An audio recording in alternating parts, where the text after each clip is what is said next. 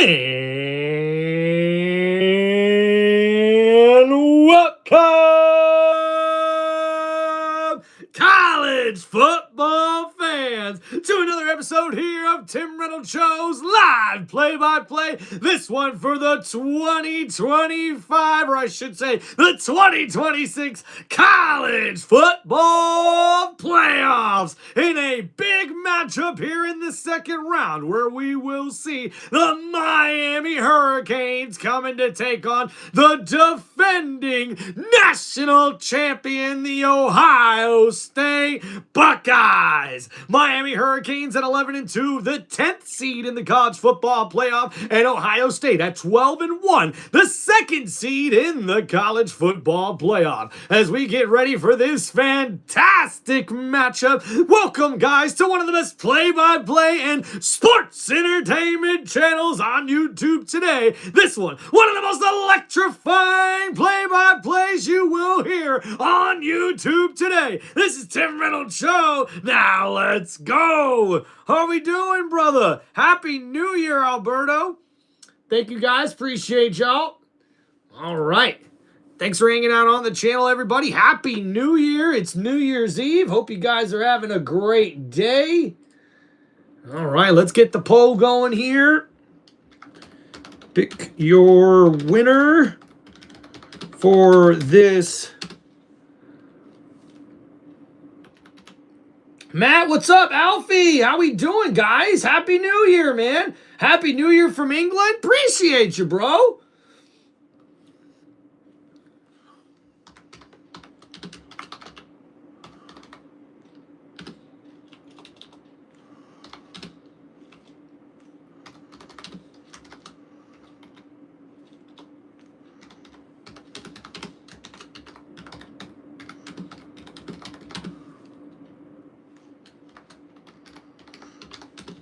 All right, Cotton Bowl, baby.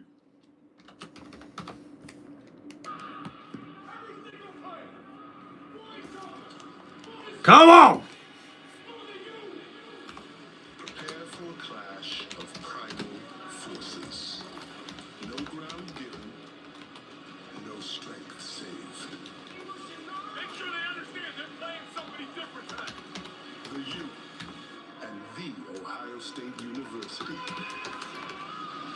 Yeah. Okay, guys, got the poll up and ready here for everybody. Thank you so much. As we're getting ready for the play-by-play here, both coaches are ready, but are you folks ready for one of the most electrifying sports entertainment channels right here with this live play-by-play for the Miami Hurricanes taking on the Ohio State Buckeyes there in Jerry World at AT&T Stadium in the Goodyear Cotton Bowl. And now we're in the second round of the college football playoffs, and let's get ready for kickoff. Hope you guys are ready for some of the best play-by-play you have ever seen here with this college football action. And Happy New Year from Tim Reynolds Show. Hope you guys enjoy the last live stream play-by-play of 2025. It's been a great year, and I appreciate you guys being here on the channel. And the kick is underway, and Miami will receive the opening kickoff, which means the Ohio State Buckeyes will get the football to start the second half. So here we go, guys, as the offense for Miami gets ready to come out on the field. Carson Beck looks to continue his great run here with the Hurricanes. He's a two-time national champion with the University of Georgia. So he's looking to bring a national championship to the University of Miami. Unfortunately, he was not able to get them an ACC championship, but we're getting ready in this one here, folks. All right, so here we go, 1st and 10. Ball now at the 25-yard line here for Miami. And now Beck looking to throw here in the shotgun. Gets it to his running back. No, it's incomplete. And that is not the way Miami wants to start this one.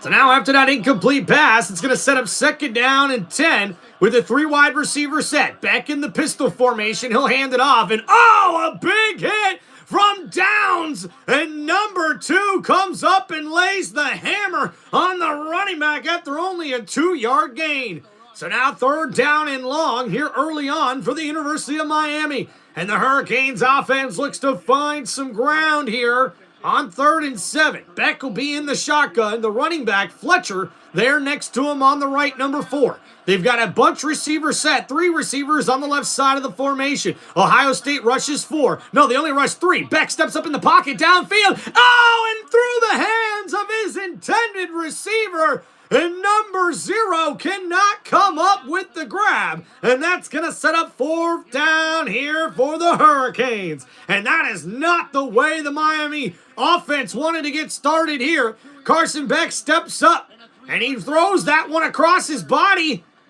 And it's a nice throw right off the hands of the receiver. And he's not able to bring that one in. So now 4th down coming up for the Canes. And they'll have to punt the ball away at 3 and out on their first drive of the football game. This is Dylan Joyce, the punter out of Australia. Sweet cats all over his arm. Hair looks So we'll see a nice punt here. It's a good one here in Jerry World. Ohio State, trying to return it, and he's tripped up at the 25-yard line. That's Ennis, number 1, the receiver.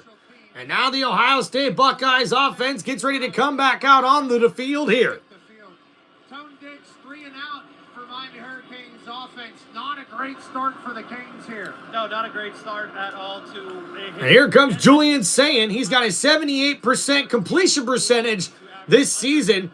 He broke the FBS record previously set by Bo Nix at the University of Oregon back in 2023 with a 77% completion percentage. So now Julian Sayin lined up here for this Ohio State Buckeyes offense. And the ball's at the 24-yard line. He's in the shotgun. And he'll look to hand it off here, left side, and 25 with the 2-yard gain, and that's all he'll get there. That's Jackson, Bo Jackson, number 25, with the carry. So now 2nd down and 8 coming up here for Ohio State. The defense is showing up on both sides. This is also a great defensive team for this Miami Hurricanes. Kind of held them back last. And now already back to the line of scrimmage. Sayin in the shotgun here. Play action throw. An incomplete, looking for Carnell Tate. And the defender was right there. As a matter of fact, he could have had a chance to pick that ball off if that one was right on the receiver, but it's thrown a little behind him. So now, points per game this season. On the first drive, 2.4. That's the fewest in the college football playoff teams. But the next 3 drives, 14.2. That's the most in FBS. They've not been able to start off. Will it be a 3 and out for the Ohio State Buckeye offense? Jeremiah Smith motioning out to the left. He's all by himself. Looks like it's So now here we go. In the shotgun here, Julian Sayin. It's a 4 wide receiver set with the tight end on the right side, 3 receivers on the right. Looking to throw here. Julian under pressure, and he goes down for the sack. And the Hurricanes defensive line makes a statement here on the first drive of the game, and it's going to be a 3 and out for the Buckeyes offense. And what a play here as we see on the replay here. It's a 4-man rush. Number 3 and number 4 get right there to the quarterback at the same time, and it's a sack for Miami. dude on the ground, sack from Mesidor. To your point about Julian Sayin in the Big Ten championship game, he was sacked twice by Indiana. The rest of the season, he was sacked twice. So a punt coming up here for the Ohio State Buckeyes. Fair catch made it to 39. That's going to be great field position there. Ball at about the 37 for the Miami Hurricanes. Defenses winning the night thus far. Will Carson Beck get this thing started? 0-0. Cotton Bowl. We'll see on this. So both offenses exchange 3 and outs, and now we'll see the Miami Hurricanes offense come out for this one. Ralph, what's going on? Matt, how we doing? Alfie and Blaze Machine, welcome back, guys.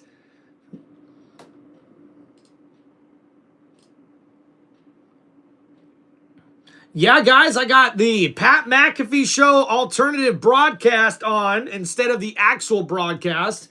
Figure that might be a little more interesting.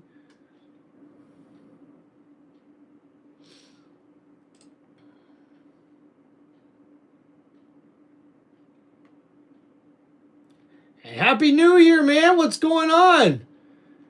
As my southern brothers say, tonight we're getting fucked up. That's right. Appreciate you, Joshua. That's right, that's right, that's right. Whoop, whoop. Uh-oh, Joshua says, let's go Ohio State. Well, make sure you guys get your votes in here on Tim Reynolds Show. Happy New Year to you guys, and make sure you please hit that like button and subscribe to the channel. Bump, bump, bump, bump. All right, so we'll look at both of those drives real quick for the Hurricanes and the Buckeyes. Woo!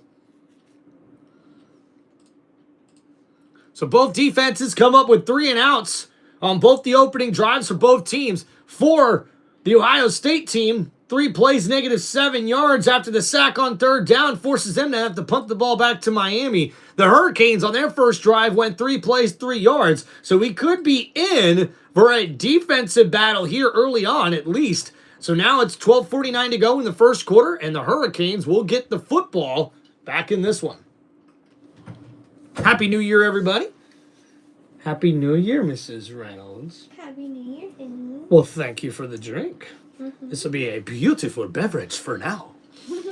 All right. Thank you, baby. I'm going to go lay down. Okay. Love you. Love you too. All right, guys, here we go. The beautiful AT&T Stadium is the home of the Goodyear Cotton Bowl, where we see these 2 powerhouse schools take on one another, and their football programs look to take another step to being one of the best in the country, with Ohio State looking to defend their national championship run a year ago, and Miami looking to make a run themselves. So now here we go. Beck hands it off here. Fletcher left side, and he's going to get about 4 yards maybe for number 4. So that's going to set up here 2nd down and long. And already the Hurricanes getting right back to the line of scrimmage here in this one.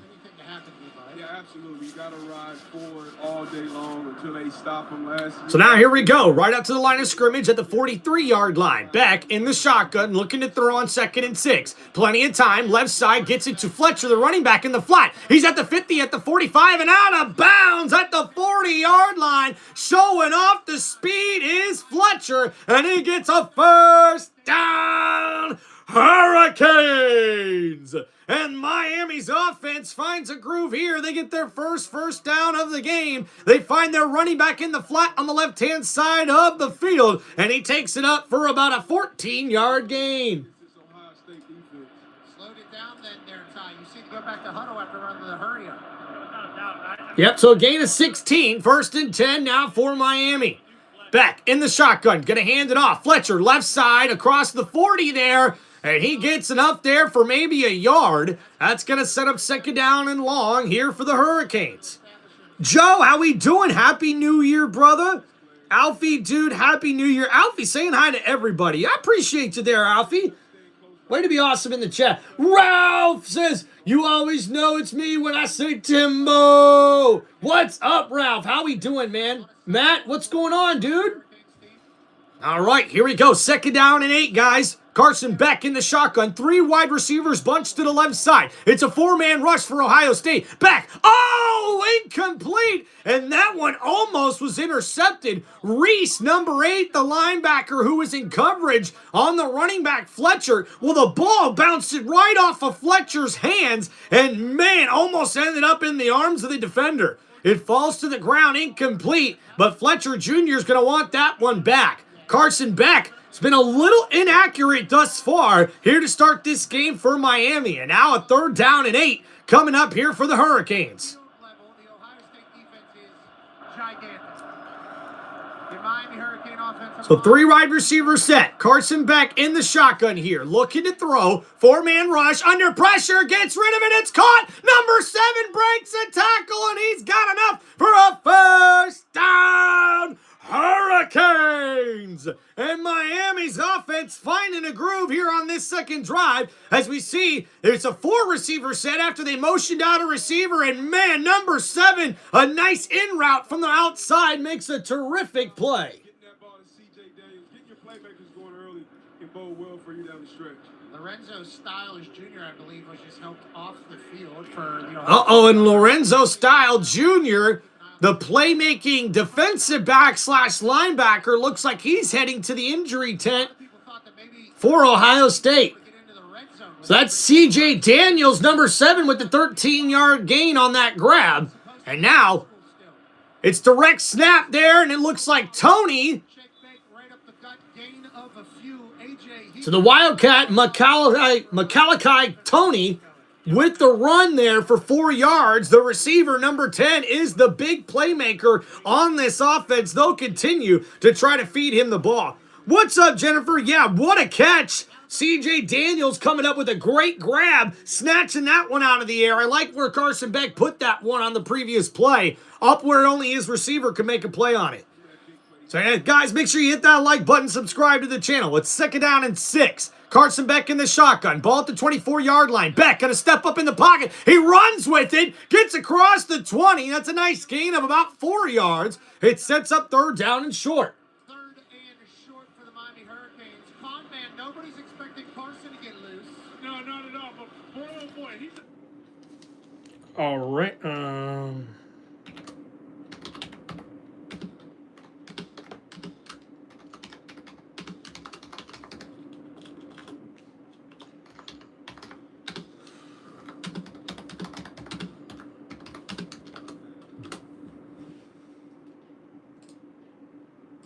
No, it's okay there. Not. All right, so here we go, guys.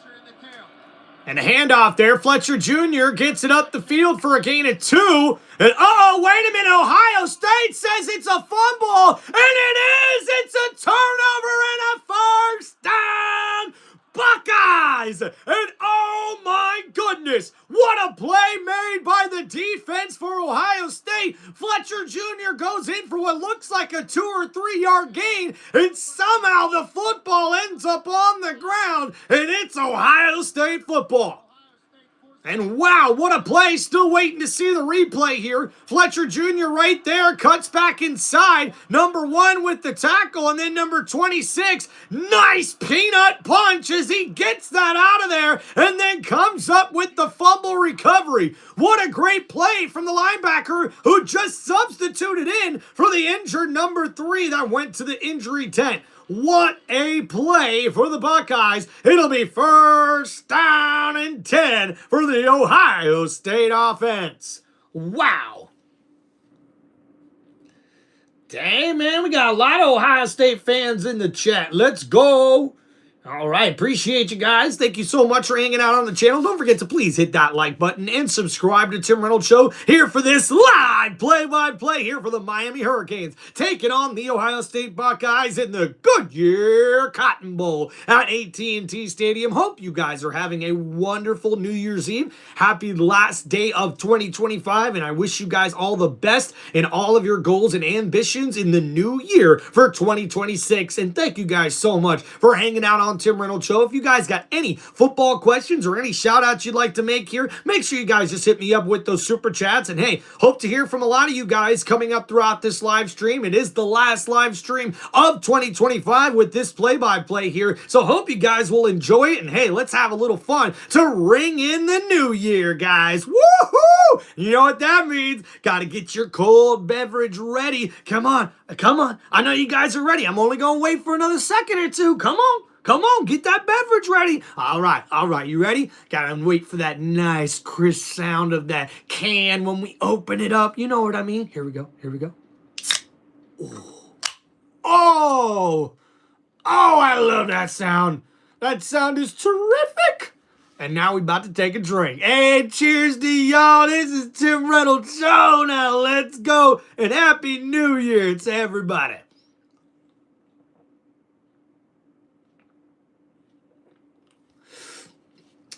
Oh, yeah. So good.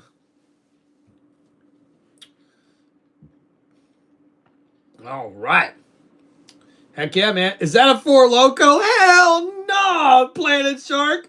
Hell no. Plain Shark. Hell no, dude. No way. I tried Four Loko one time. Ain't ever doing that shit again. Hell no. As a matter of fact, got some ice cold beer waiting for me when we get done with this stream, and also got some. Well, maybe I won't say the name of what we're gonna be drinking, but we're gonna be drinking some liquor a little bit later, taking some shots with the wifey. Oh, now look at the Ohio State Buckeyes offense here. They've allowed six sacks over their last 2 games when they only allowed 6 sacks total over their first 12 games of the season. Zero, Choco. Yeah, 0 DUIs. I am proud to say. So now here we go. Julian Sayin and the Ohio State Buckeyes offense coming out here on offense. A 3 wide receiver set with the tight end set to the right. Jackson in the backfield. Play action. Sayin, quick throw. Gets it out. That's Jeremiah Smith with the grab, and it's a first down. Buckeyes! And a nice catch and run for what's considered to be the best player in college football in Jeremiah Smith. Number 4 with his first grab of the game. It goes for 10 yards. And that sets up here 1st and 10 for the Buckeyes offense. He's got 11 touchdowns this season, 81 receptions, and just over 1,000 yards receiving. And now Julian Sayin changing up the play. Ball at the 29-yard line. So now 1st and 10. Pistol formation. 3 receivers to the left. They'll hand it off on the stretch play to Bo Nix left side. He's blown up in the backfield. And that was Bain, number 4. And Bain Jr. blows that play up. And he actually ends up tackling the running back with the actual offensive lineman with them. Look at this play. 67, the left tackle, is there the whole way with them. And Bain says, come on, we'll hug them together, pal. And his teammates come to help finish it up. And what a play made on that left tackle. And he better be ready because that left tackle's going to have some work to do today. So after that loss of 2, it's 2nd down and 12. Handoff Jackson up the middle. He's got a rushing lane and a nice tackle there by the safeties. And it's a gain of about 8. And it'll be 3rd down here for Ohio State. Carson, what's going on, man? I'm with my friend. He's an Ohio State fan. Heck yeah, dude. Good luck to all the Buckeye fans here today. Ty the Sports Guy.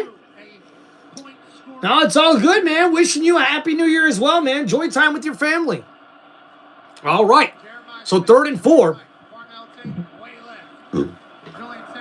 So 3rd and 4. Julian Sayin in the shotgun here.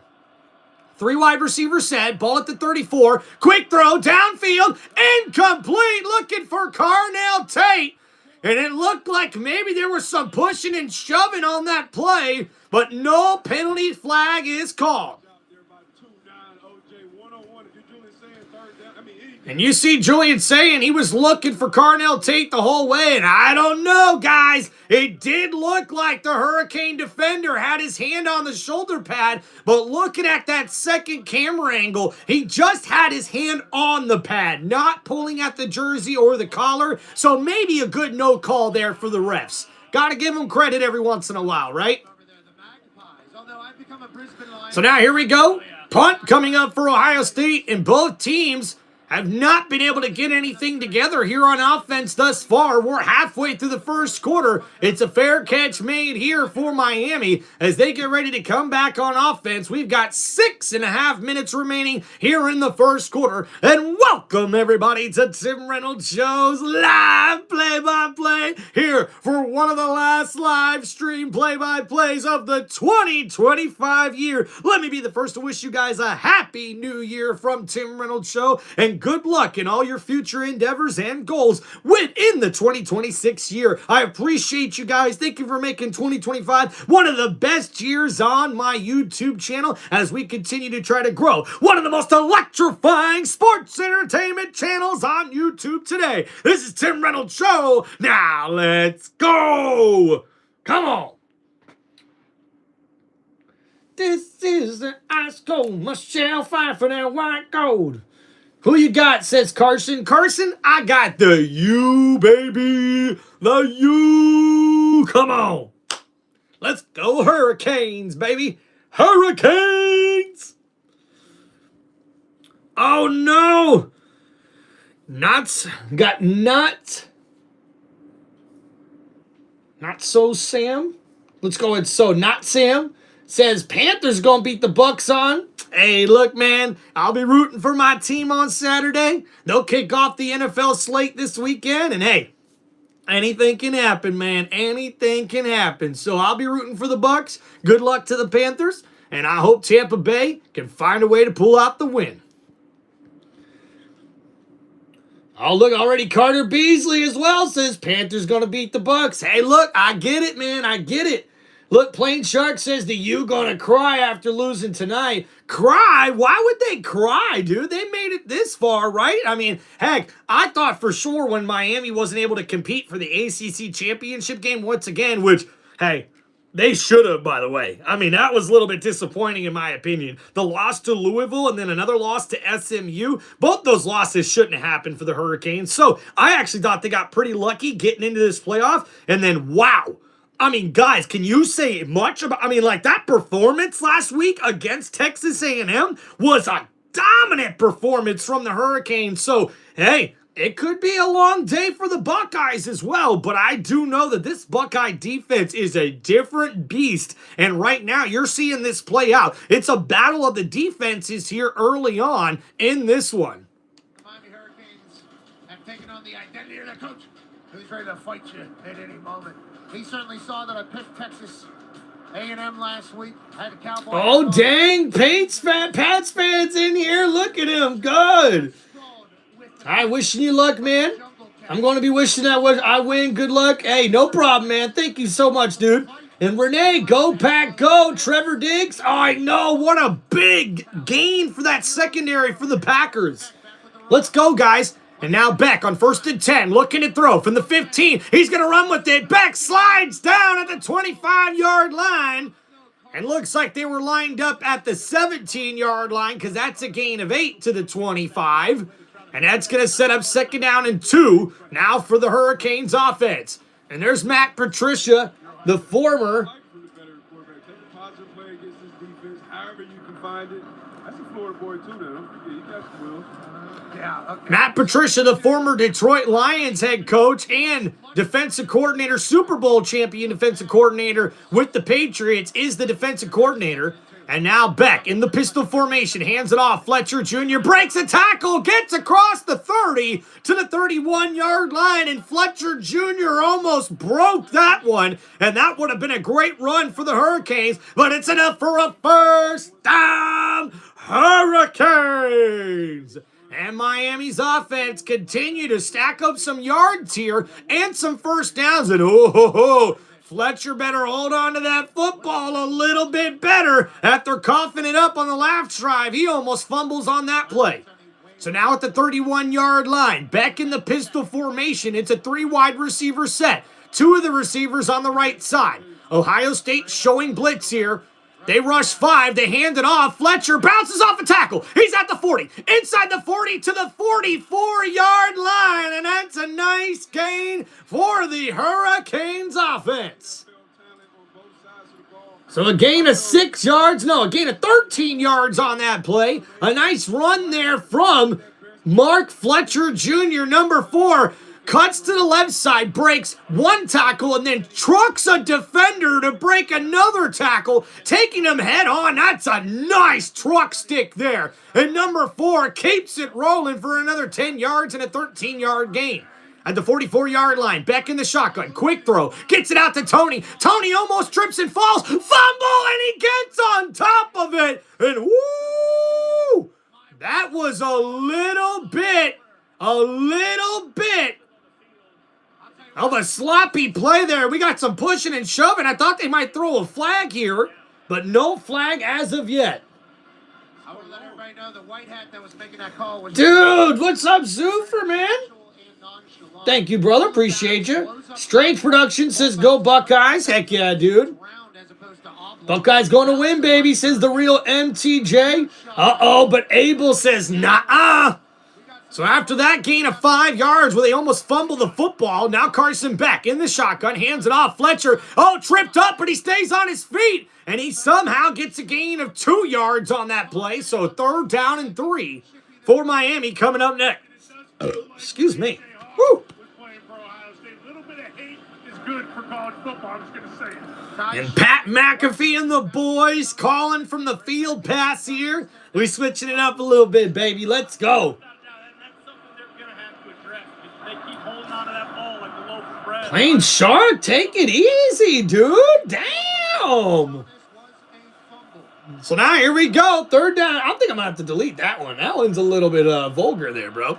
So third down and 2. Ball at the 48-yard line. Beck in the shotgun, looking to throw. It's only a 3-man rush. Completed, and that's C.J. Daniels Jr. with another grab, and he's got a first down. Hurricanes! And Miami's offense finding a groove here in this 4-wide receiver set. Daniels on the right side, and it's just a curl route. And Beck able to find the open man, even with the defensive lineman dropping back in coverage. He finds the receiver open for a decent gain, and it sets up first down for the Canes.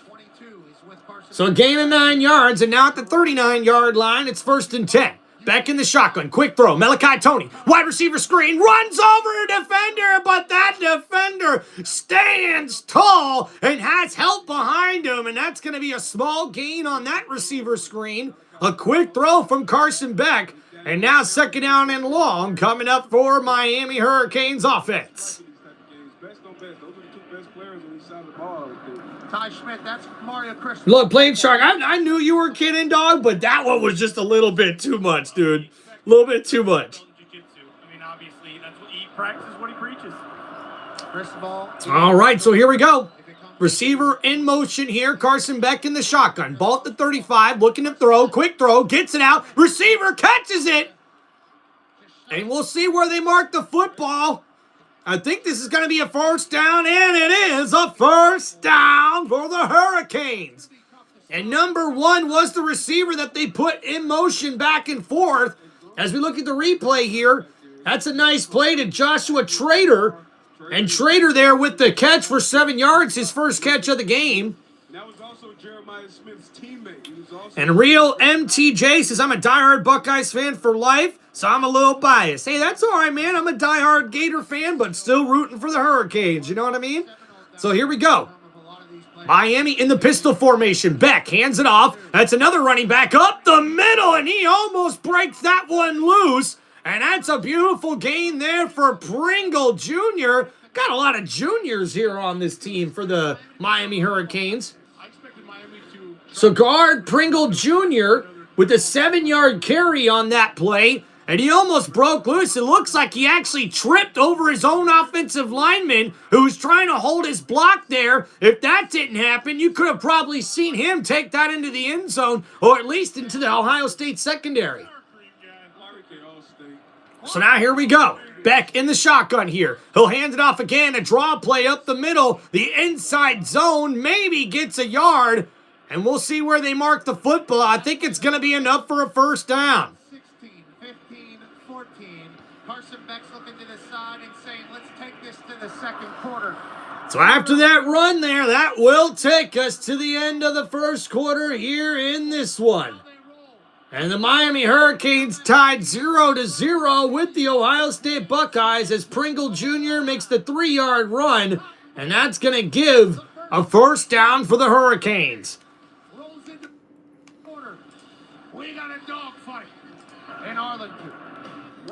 Megan, what's going on? Are you a U fan? Well, I do like to represent the Miami Hurricanes back in the day. As a matter of fact, this jersey's actually pretty old. I've owned it for quite a while. But really, I was a Miami Hurricane fan back when I first started watching football. We're talking like early 2000s, 1999. Like around that time, guys, the Hurricanes were stacked. This team, I'm telling you, look it up, guys. When you see all of the NFL players that were on the Miami Hurricanes squad from like 1998 to all the way to like 2006, 2008, something like that, these Miami Hurricane teams were some of the best college football teams ever assembled, ever put together. And the great part about that was, too, is that me being a Florida Gators fan and hating the Seminoles, that's how I sort of started rooting for the Hurricanes, because if there's one thing that the Hurricanes and the Gators hate more than each other are the Noles, are the Florida State fans, man. And Florida State, I mean, let's face it, they were a powerhouse at the time in the early and late 90s, and we're still even pretty good in the 2000s. Let's not forget Jameis Winston won the Seminoles a national championship with Jimbo Fisher not that long ago. And then, man, the great late Bobby Bowden. That guy was one of the best college coaches of all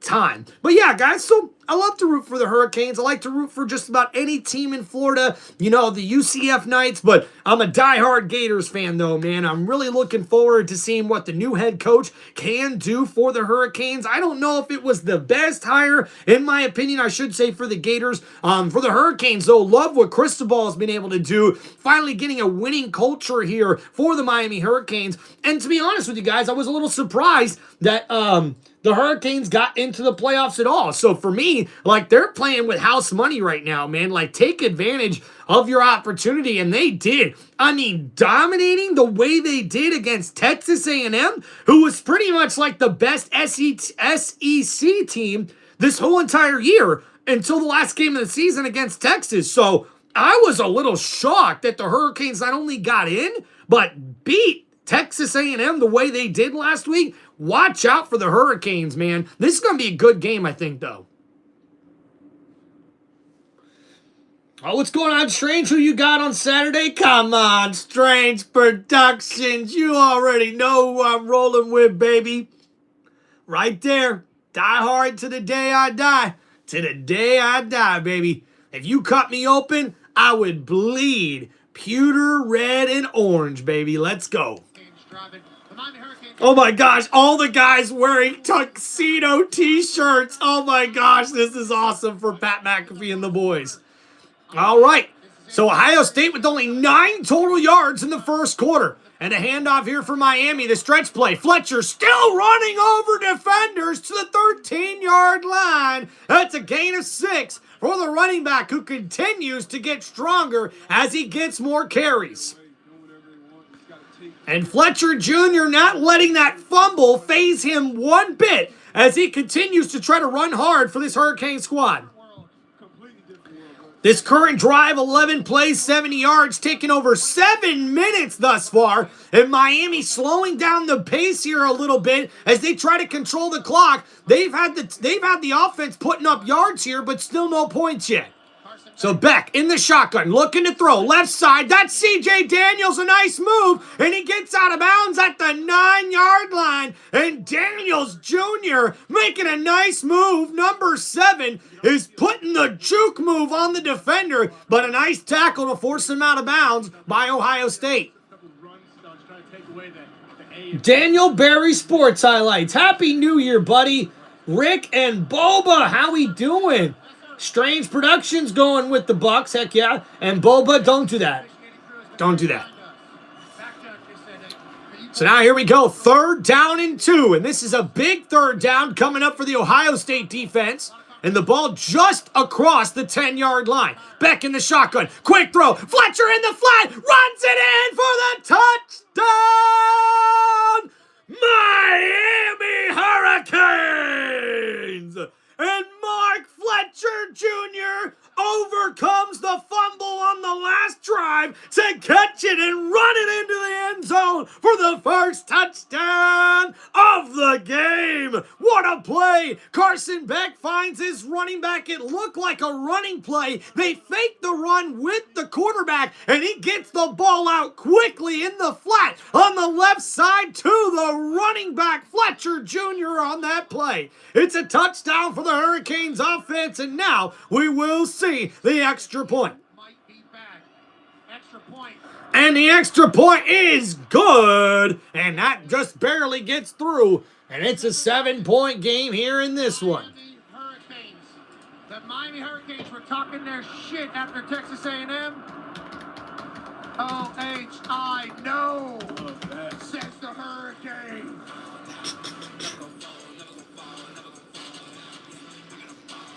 fire. I gotta fire, yeah.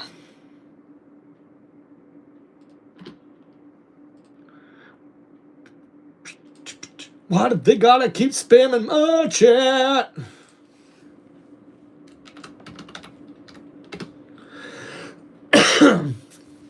Dolomite, how we doing? Go Miami. Yeah, they just scored, man. So we'll go ahead and go over that last drive there for the Hurricanes. Like we said, guys, right now Miami's dominating. The Ohio State Buckeyes offense only has 9 total yards of offense in the first quarter. So now looking over at the last drive there for the Hurricanes, they take it 13 plays, 83 yards, and take over 8 minutes off of the clock on that drive and get it into the end zone with the 9-yard touchdown pass from Carson Beck to the running back Fletcher Jr., who fumbled on the previous drive, giving the ball to the Buckeyes, but the defense stepped up for the Hurricanes, and he redeems himself on offense as the Miami running back catches it and runs it into the end zone for the first touchdown of this college football playoff round 2 matchup here in the Goodyear Cotton Bowl, baby. Guys, by the way, on a little NFL note here for you guys as we wait to get back to the action. Just want to say congratulations to Gene Deckerhoff, the voice and play-by-play guy, radio commentator for the Tampa Bay Buccaneers. He's heading into retirement. This will be his last Tampa Bay Buccaneer broadcast coming up on Saturday. And I grew up listening to this guy, man. He's an inspiration for me. And, hey, your boy's going to be trying to put in an application too, man. To be the voice of the Tampa Bay Buccaneers, that would be a dream come true for your boy right here, Tim Reynolds on Tim Reynolds Show, baby. Let's go. Come on. Look at that. Dolomite says Miami in the championship. What's up, Leo? How we doing? Hope everyone's doing good. Hope everyone's doing good. Heck yeah.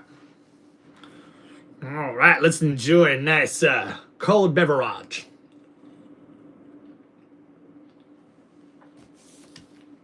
To the Cotton Bowl. The Miami Hurricanes have scored a touchdown and broken this thing wide open on New Year's Eve. Excuse me, that was a big one. Incredible drive by the Miami Hurricanes and Carson Beck, and it ends with a fake quarterback. And look at that, the fake quarterback run sucked up all the linebackers, fooled them, and that's what led to Fletcher getting open in the flat. Oh, look at that. Dolomite is an Army and Duke fan. Well, you must be pretty happy then, man. I heard, I believe Duke won their bowl game, and then Army won their bowl game as well, if I'm not mistaken. Nice catch, Joe. Great hands out of here. I'll tell you what. All right, guys, so we're getting ready for this next drive coming up. And Ohio State's been dealing with pressure all game long, including in the running game, as this defensive line for Miami is turning into one of the best in the country. And we see time of possession, almost 13 minutes for Miami and just over 3 minutes for the Buckeyes. 128 total yards to 9 total yards, and only 1 first down for Ohio State thus far. So now saying in the shotgun. Play action, looking to throw here. Plenty of time downfield's got a man wide open. Smith with the grab. He's down at the 15-yard line, and it's a first down. Buckeyes! And what a throw! Julian Sayin finds his receiver wide open, one-on-one. He beats the cornerback and comes to the middle of the field for a huge gain for the Buckeyes offense, and they needed it. That one goes for 59 yards and a big first down, Ohio State. Oh, man, these Buckeyes finally make a big play. And after that 59-yard catch, the ball is now at the 16-yard line in the red zone. It's a 3-wide receiver set. Julian Sayin in the shotgun. Play action. Looking to throw here. Under pressure. He goes down for the sack. And it's Bain Jr. with the LeBron celebration after he brings down the quarterback once again for the sack. And Julian Sayin, as we see on the replay here, he fakes the handoff, steps up in the pocket, and that's right when Bain goes after the quarterback, and Julian Sayin's got nowhere to go. They say his arms aren't long enough for the next level. Is that right, Tone? Yeah, and just he's got more of like a D-tackle build, but from what we're seeing, he can do whatever he wants. And he has been able to do whatever he wanted all year. Julian. Oh, intercepted! Miami's gonna take that back all the way to the 30, to the 20, to the 10, to the 5. Touchdown, Hurricanes! And a huge pick 6 from the Miami defense. It's Scott number 0. Breaks on the receiver. It was a quick throw by the Ohio State quarterback, and he did not see the defender coming. And what a play for Miami! Oh my goodness! Where's all the Buckeye fans? Oh, no way! I bet you none of the Buckeye fans seen that. Holy smokes! And Miami has blown this one wide open. Holy guacamole! And that's a big wow! Deontay Scott. And it's Deontay Scott. You see it right there. That pass was meant to go to Enos on the far left side. He gets underneath 2 receivers, stares down the Buckeye sideline, and walks it in for the touchdown. What a play. What a return on that one. And we're still trying to get what the total yards were on that return, but holy guacamole, guys. So he returns that one all the way from the 22-yard line. So that's going to be there, a 78-yard return. Wow. What an interception. What a pick 6. And Miami just blew this one wide open. Dude, you're right about that, Boba. Julian Sayin did not look good in the Big Ten championship game. Holy crap, guys. Let me update this real quick.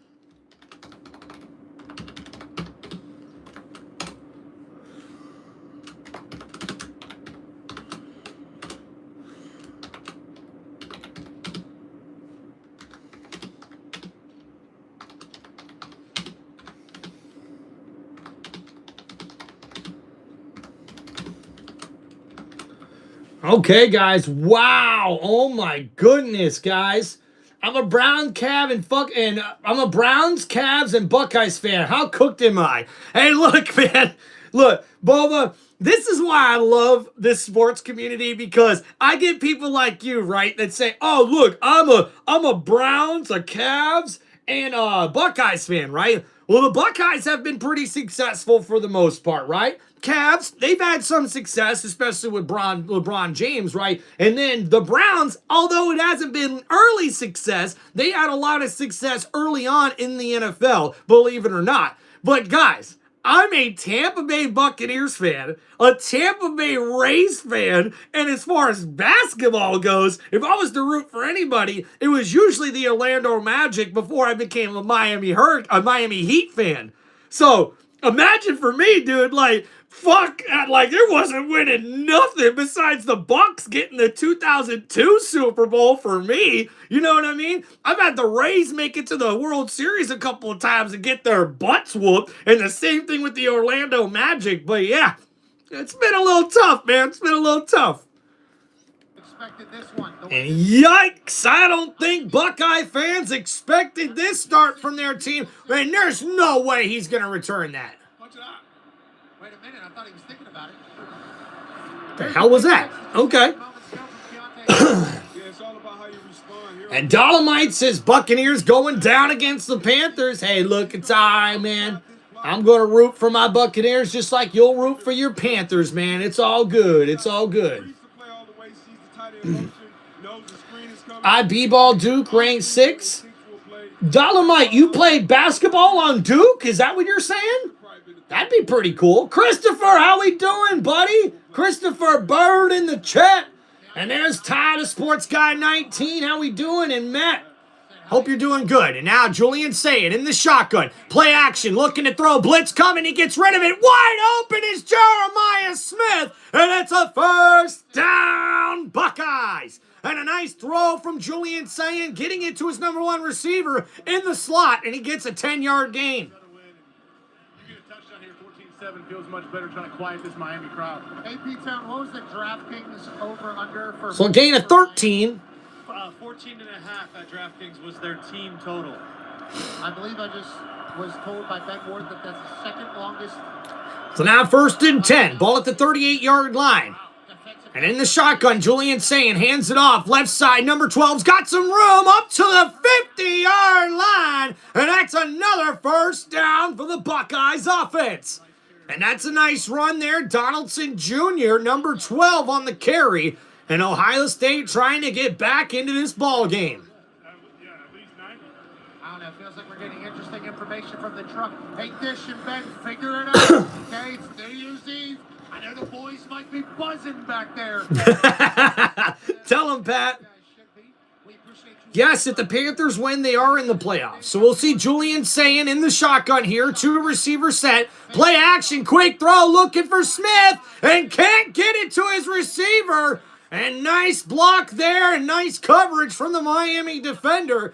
At number 28, it looks 29. Fitzpatrick, or is that? No, Frenemon Jr.? Great job by OJ once again holding up. I was watching some Phil Walker stuff on the internet. Okay. You get one-on-one with... Yeah, so 29 with great coverage on that one. So forces 2nd down and 10. Now coming up here for the Buckeyes. Football content. Who are you talking about? We like I hate football. that internet is free. Listen, if you get MVS one-on-one, you throw that ball. Now, what are you talking about? MVS ain't in this game. Jeremiah Smith is to the left, Cornell Tate to the right. So now here we go. Smith under pressure, Saying goes down for the sack. And what a play made by the Hurricanes defense. Uh-oh. Guys, I hate to be the one to tell you this, but Julian Saying is getting up very slowly after that big hit he just took on the sack. And looking at the replay here, Miami blew up this offensive line as they send a blitzer, number 0, who made the pick 6, almost comes up with the sack, and then number 3 gets in there and finishes it off, and that's Mansour. But wait a minute, ooh, the back of the head of Julian Saying hit the turf, but he's all right. In the shotgun, looking to throw here, under pressure, gets it to his running back, nice running back screen, breaks a tackle, still on his feet, but down at the 49-yard line. So now it's still going to be 4th down and long after that big gain on that play. But what an excellent start to this game for the Hurricanes defense, and we knew this would be the strong point of this Miami Hurricanes team, but I don't think anybody expected this start right away. And now 4th down and 11, Ohio State's going to have to punt once again as Miami continues to dominate along that line of scrimmage. This D-line causing the offensive line for the Ohio State offense a lot of trouble. So now punt coming up here as he tries to pin Miami deep in their own territory, and a fair catch made at the 11-yard line. Christopher Bird, I appreciate you, brother. You the GOAT, dude. Let's effing go Hurricanes, says CB. Heck yeah, man. Dolomite says, Ohio State going down. Well, that's exactly what we're seeing thus far, guys. It's a 14-0 game with the Hurricanes dominating right now over the Ohio State Buckeyes. And listen, guys, no lead is safe in any football matchup, especially college football. But with the way this Miami defense is playing right now, if the Hurricanes offense can have another 7-minute, 8-minute drive here to get it all the way down to the end of the second and score a touchdown to go up 21-0, that could be a long road ahead for the Ohio State Buckeyes. You know what I'm saying? Like, I am not happy for this, okay? I am not the type of person that loves seeing, the Ohio State Buckeyes unravel, okay? But this has kind of been the talk about this college football playoff, right? Like, the teams that usually have a bye week and have to wait this long to play their next game, they're not nearly as hyped or as ready as the team that just played less than 2 weeks ago. So, yeah, I don't know. Heck yeah, guy. Boba says if the Hurricanes scored again, I'm chugging a claw. Chug, Boba! Chug, chug, chug, chug, chug. All right, man. Guys, I'm Ohio State Hawkeyes. Use the Infinity Stones on Vanderbilt. Hey, Thigh the Sports Guy, congratulations to your Iowa Hawkeyes team getting their bowl win. Nice way to end the season for them, man. That was a pretty decent football team for the most part, I don't think that was a team that got talked about as much as they should have. That Iowa Hawkeyes team always seems to have a really good defense and pretty good special teams. It always seems to be the offense that they can't get enough playmakers to come to the state of Iowa, I guess, But wow, man. Talk about this start for Ohio State. Julian Sayin has been under pressure all game long. Already 3 sacks in this first half for the Hurricanes defense. This one here was a big-time shot. Takes a big-time shot, gets back up afterwards. All right, so now the Hurricanes offense getting ready to come back on the field. And Julian Sayin, 4 for 8 for 94 passing yards and 1 interception in this game, along with those 3 sacks here today.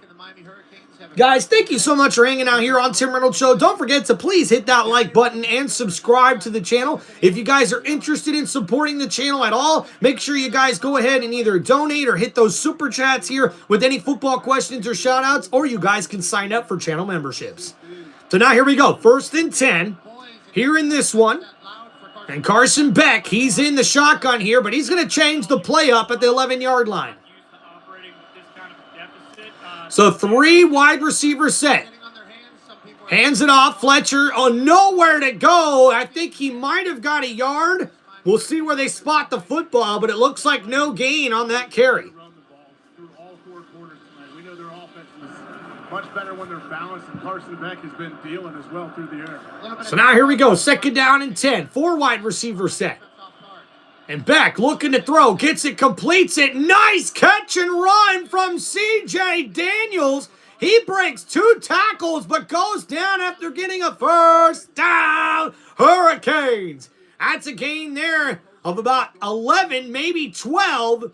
And it will be a gain of 12 for number 7. And it gives the Hurricanes a new set of downs. And already Miami's offense starting to get things rolling again. Less than 8 minutes to go here in this first half. Fishing Master, what's up, man? And now handoff here. Fletcher Jr. right side to the 25-yard line. That's a gain of 3. So that's going to set up 2nd down and long. And the Ohio State defense, 14 points allowed. That's the 2nd most points allowed this season. Wow. Mike, what's up, dude? How we doing? Christopher, my favorite college team is the Gators. And we see a quick throw there to number 0. And a good catch from the receiver. And it's Marion who gets it up there. Looks like to the 46-yard line, just across midfield. Or it could be close to midfield. So 3rd down and 3 coming up here. Dolomite's going to get the sub in. Let's go. So it's actually only to the 29-yard line. So my mistake on that one, guys. So 3rd and 3 here at the 29-yard line for the Hurricanes. Carson Beck in the shotgun. It's a 3 wide receiver set. The running back to his left. Ohio State's showing blitz here. And they do send the blitz. Beck's going to run with it. Steps up and, man, nowhere to go. But did he get enough for the first down? I think they're going to mark him about a half a yard short. And we'll see where they spot the football. And you see Carson Beck here, the smart move as the pocket begins to collapse on him. It's good coverage across the field. So Carson Beck just goes and runs for it. And he almost ends up with the first down. Second quarter, Tone. I'm just saying, AJ. It's the second quarter, and I just told you it was 3.5. The ruling on the field. It is now 5.5 point spread. The made the line Hurricanes to are gain. favored. The previous play is under video review. So it looks like they will review it here to see if Carson Beck got enough for that first down. Happy New Year, Christopher. We are sticking around. I'm Ty the Sports Guy. Look at this, man, with a beautiful prayer in the chat. Let's go ahead and get this one. Ty Sports Guy 19, appreciate you, man. Says, Dear God, as we enter 2026, let us know how much you love us, Heavenly Father. With every single person in this stream, God, let us know that you love each and every one of us. And may the Lord bless you and your new year with all your goals and ambitions. And may he make you a better person. Thank you guys so much for hanging out on the channel. Appreciate that, Ty the Sports Guy. Amen. And make sure you guys hit that like button and subscribe to the channel. Beautiful, Ty. That was beautiful. And uh-oh. Wait a minute. Could there possibly be helmet to helmet there? I don't think they can throw a flag on the replay, but that could have been helmet to helmet. That'd be a ballsy move, 4th and inches. You think Chris Gardner's on his own 32-yard line? He's conservative. I can see him doing it. He's historically very He is, conservative. you're right. I mean, it's a big moment. You gotta get the feel of your guys, how you guys Yeah, do. yeah. Obviously, they're very confident on the Miami After sideline video right now. review, the runner's shin was down prior to the line to gain. The ball will be placed at the 31.5-yard line. It'll be 4th down and a half a yard. So 4th down and inches coming up now for Miami after the review. Able to do a half yard. Why not? Why not? And Mario Cristobal don't like it. You know why not? Because Julian's saying they're running for his life. Punt the ball, force him to drive, and score some. So now on 4th and 1, Miami will go ahead and punt the football here. But Mario Cristobal, I don't know if he was cussing at the refs or his own players, but he was pissed about something. About how the entire thing went down. I think it was the right call. Yeah, I mean, guys, it was very close. I would say they're probably about right where they made that call there, just based on the replay angles we've seen. And wow, look at that. The Hurricane special team gets a nice roll on the punt that goes all the way to the 9-yard line. Has to feel like he looked into the crystal ball and saw some magic from his punter. Julian Sains got 91 yards to get to some pay dirt. 14-0 the Miami Hurricanes. And the Buckeyes get on the board. Got a long road. And now with 5:50 left to go in the second quarter, Miami still leads 14-0. Ohio State fixing to come back on the field on offense. Asher, what's up, man? Cheering for Miami? Who do I think's gonna win? Right there. Sign language. That's who I think's gonna win. Yep. Little bit of hickory dickory by the refs. Boba, what else is new? What else is new? Come on. I think, though, hey, on that particular replay, you could see the shin come down as he went diving forward. I think the ball was just shy of that first down marker, so I'm not going to give the refs much grief on that one. I thought they went with the right call there and calling him short. Tim, on the Tampa Bay Rays, any good? Bubba, listen here, man. I don't talk about my Tampa Bay Rays because every time that they do get good, they just trade away players. And it's just so sad. It's so sad. It's like, how can you be a fan of the team if you can't even know the names of the players on your team? I mean, gosh, man. Right now, we've got a young guy who actually almost set the franchise record for home runs in a single season last year. And they have yet to talk to this guy about a major contract extension. So, yeah, one thing I don't like about rooting for the Tampa Bay Rays is you just can't ever name any of the players on their team, dude, because it's just turnover after turnover after turnover of players on the roster, dude. John Cotton, how we doing, man? Happy New Year. Love, you're the greatest streamer of all time. John, dude, appreciate that, man. Thank you. All right, Keith, what's going on, brother? Hope you're doing well. Let's go Hurricane, says Keith. Appreciate you, brother. Welcome to the chat, man. Who's your favorite college team, says Christopher? I root for the Florida Gators. So Florida Gators is like my favorite college team, and then I like rooting for the Hurricanes and also UCF. Oh, not to mention the Michigan Wolverines, because I moved to the state of Michigan. And plus, the Wolverines have the same colors as my high school team. My high school team colors were navy blue and gold, or yellow pretty much. So yeah. Keith, what's up, man? Born in Miami? Of course he's going to root for the Canes. Let's go. First and 10 for the Ohio State. Dude, appreciate you, John, man. 9-yard line here. That's how my Pittsburgh Pirates are. Ain't that the truth, Boba? Dolomate, appreciate you, man. God bless all the fans and YouTuber. God bless everyone. Heck yeah, man. Amen. All right, so let's go here, guys. So now handoff. Julian Saying, Bo Jackson tackled in the backfield, and that's a big play by Miami's defense. Number 1, the linebacker gets in the backfield for the tackle. And what a play there by Miami's defense. And that's a big play.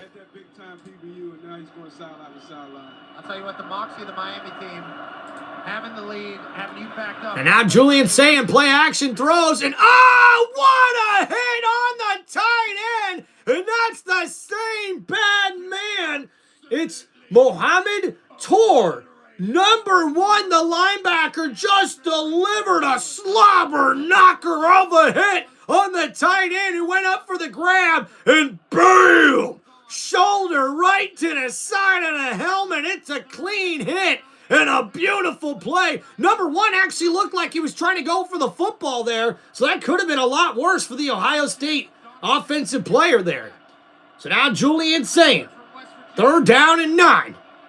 He's in the shotgun. It's a 3 wide receiver set with the tight end lined up on the right side. The Hurricanes rush 4. Julian in his own end zone gets rid of it. It's incomplete. And this Buckeyes offense is shut out once again. Another 3 and out. And Miami is dominating here, folks. Wow. And the Buckeyes can't get anything going on offense. You see here on the replay, Julian Saying trying to find his running back on the running back screen, and he's got no time to get it to his running back actually in the flat. Away from us, punting out of his own end zone. Mario Cristobal decided to punt with 4th and a half yard. Now he'll be getting the ball back in good field position. So Malachi Tony with the receiving the punt. He breaks the tackle, makes a move, but goes down at the 41-yard line. And Tony tried to reverse course, a nice little spin move, if you will, but nothing going there on that return. So now with 5 minutes left to go in the first half, it's a 14-0 lead here for the Miami Hurricanes. And Cristobal, after how fired up he was on that last drive, I don't know who or what it was, but I'm expecting him to have a fire burning underneath this Miami offense. And they've got great field position here to start out this drive. Keith, appreciate you, man. For Miami. Dude, John, I appreciate that, man. Thank you, dude. I appreciate the vote of confidence, bro. All right, guys, don't forget at halftime, we'll give you a stat recap. It's Carson Beck's under center here. Play action, looking to throw. Steps up in the pocket, downfield. And, oh, a nice catch. And that's number 0 with the grab all the way up to the 45-yard line. And Keelan Marion with his second grab. That one goes for 14 yards and a first down. Hurricanes. And what a play. Carson Beck, beautiful pocket, steps up, gets it to his receiver. It was excellent coverage by the defender, but just even a better throw and catch. Matthews Jr., number 7, was all over the receiver. And that one sets up 1st and 10 for Miami. So now handoff. Fletcher Jr. breaks a tackle. Ooh, almost breaks another. A good low ankle tackle there from number 1 as he brings him down after a gain of about 3 or 4 on that carry. Defense, cornerbacks and safeties that show up in the run game being willing tacklers. Hey, Keith, just trying to be fast with it, man. They're sending a lot of spam here on this one. NFL draft. Last season doesn't go how it goes it goes down here, but tonight he's showing he could be that guy. All right, thank you guys. We'll get to those comments in a minute. If you have any you want to stand out, hit me up with those super chats. And now in the shotgun, Carson Beck, quick throw, gets it out to Marion. Marion, nowhere to go. And he maybe gets a gain of 2 yards up to the 38, and that's going to set up third down for the Canes. Trying to get Marion involved, it feels like. Third and medium here. Ball on the 37. Would be a 55-yard field goal from this spot. So Miami's going to probably need a first down here with how long the field goal attempt could be. So 3 for 6 on third down. Carson Beck still trying to change things up here. He's in the shotgun. And we'll see a timeout here for Miami. They were a little discombobulated on that particular offensive play. So the Canes will take their first timeout here with 3:06 remaining in the second quarter. You got to do something. Carson Beck is way too comfortable. Forget the dishes. Tim in chat, what flavor White Claw should I get? What flavored White Claw? Guys, what's orange and green? Like something orange and green? Like could we do like a watermelon orange? A kiwi orange, something like that, right? Hey, thank you very much. Happy New Year's to you as well. If you're Ohio State here, yeah, you simply, I mean, you obviously you don't want to let a field goal, but you got to keep this at 17. Otherwise, this could get ugly very quick. Michael Irvin just popped up on the Jumbotron. Hurricanes fans went crazy. There's a lot of them here, more than expected. Oh, yeah, absolutely. This is Michael Irvin. All right, well, mango lime, there you go. That'll probably work. I wouldn't drink that, but hey, Keith, I'm glad. Thanks for sharing that with us, man. I'm sorry you're not feeling well, but I really hope you feel better soon, Keith. Get well soon, man. Happy New Year. So Beck in the pistol formation, hands it off. Fletcher Jr. up the middle, nowhere to go. And Ohio State comes up big. That's maybe a gain of a yard, and it's going to be 4th down and 2. Don't even think about it, Chris Ball. 4th and 2. For the Miami Hurricanes. And the Miami Hurricanes offense is going to stay out on the field here. Matt Patricia trying to dial something up for his defense. And Carson Beck's going to be in the shotgun here. 3 receiver bunch set on the right side of the formation. Fletcher Jr. to his left as he stands in the shotgun at the 36. Looking to throw. Blitz coming. Miami picks it up. Throw. Malachi Tony with the grab. And he's got enough for a first down. Hurricanes. And Miami's offense continues to get 4th down conversions. That's a great one-on-one matchup. Matthew Jr. right there. And Matthews cannot make the play before it gets across to the first down marker. And that will take us to the 2-minute timeout. 2-minute warning like the rest of football, but we are sitting at the first half.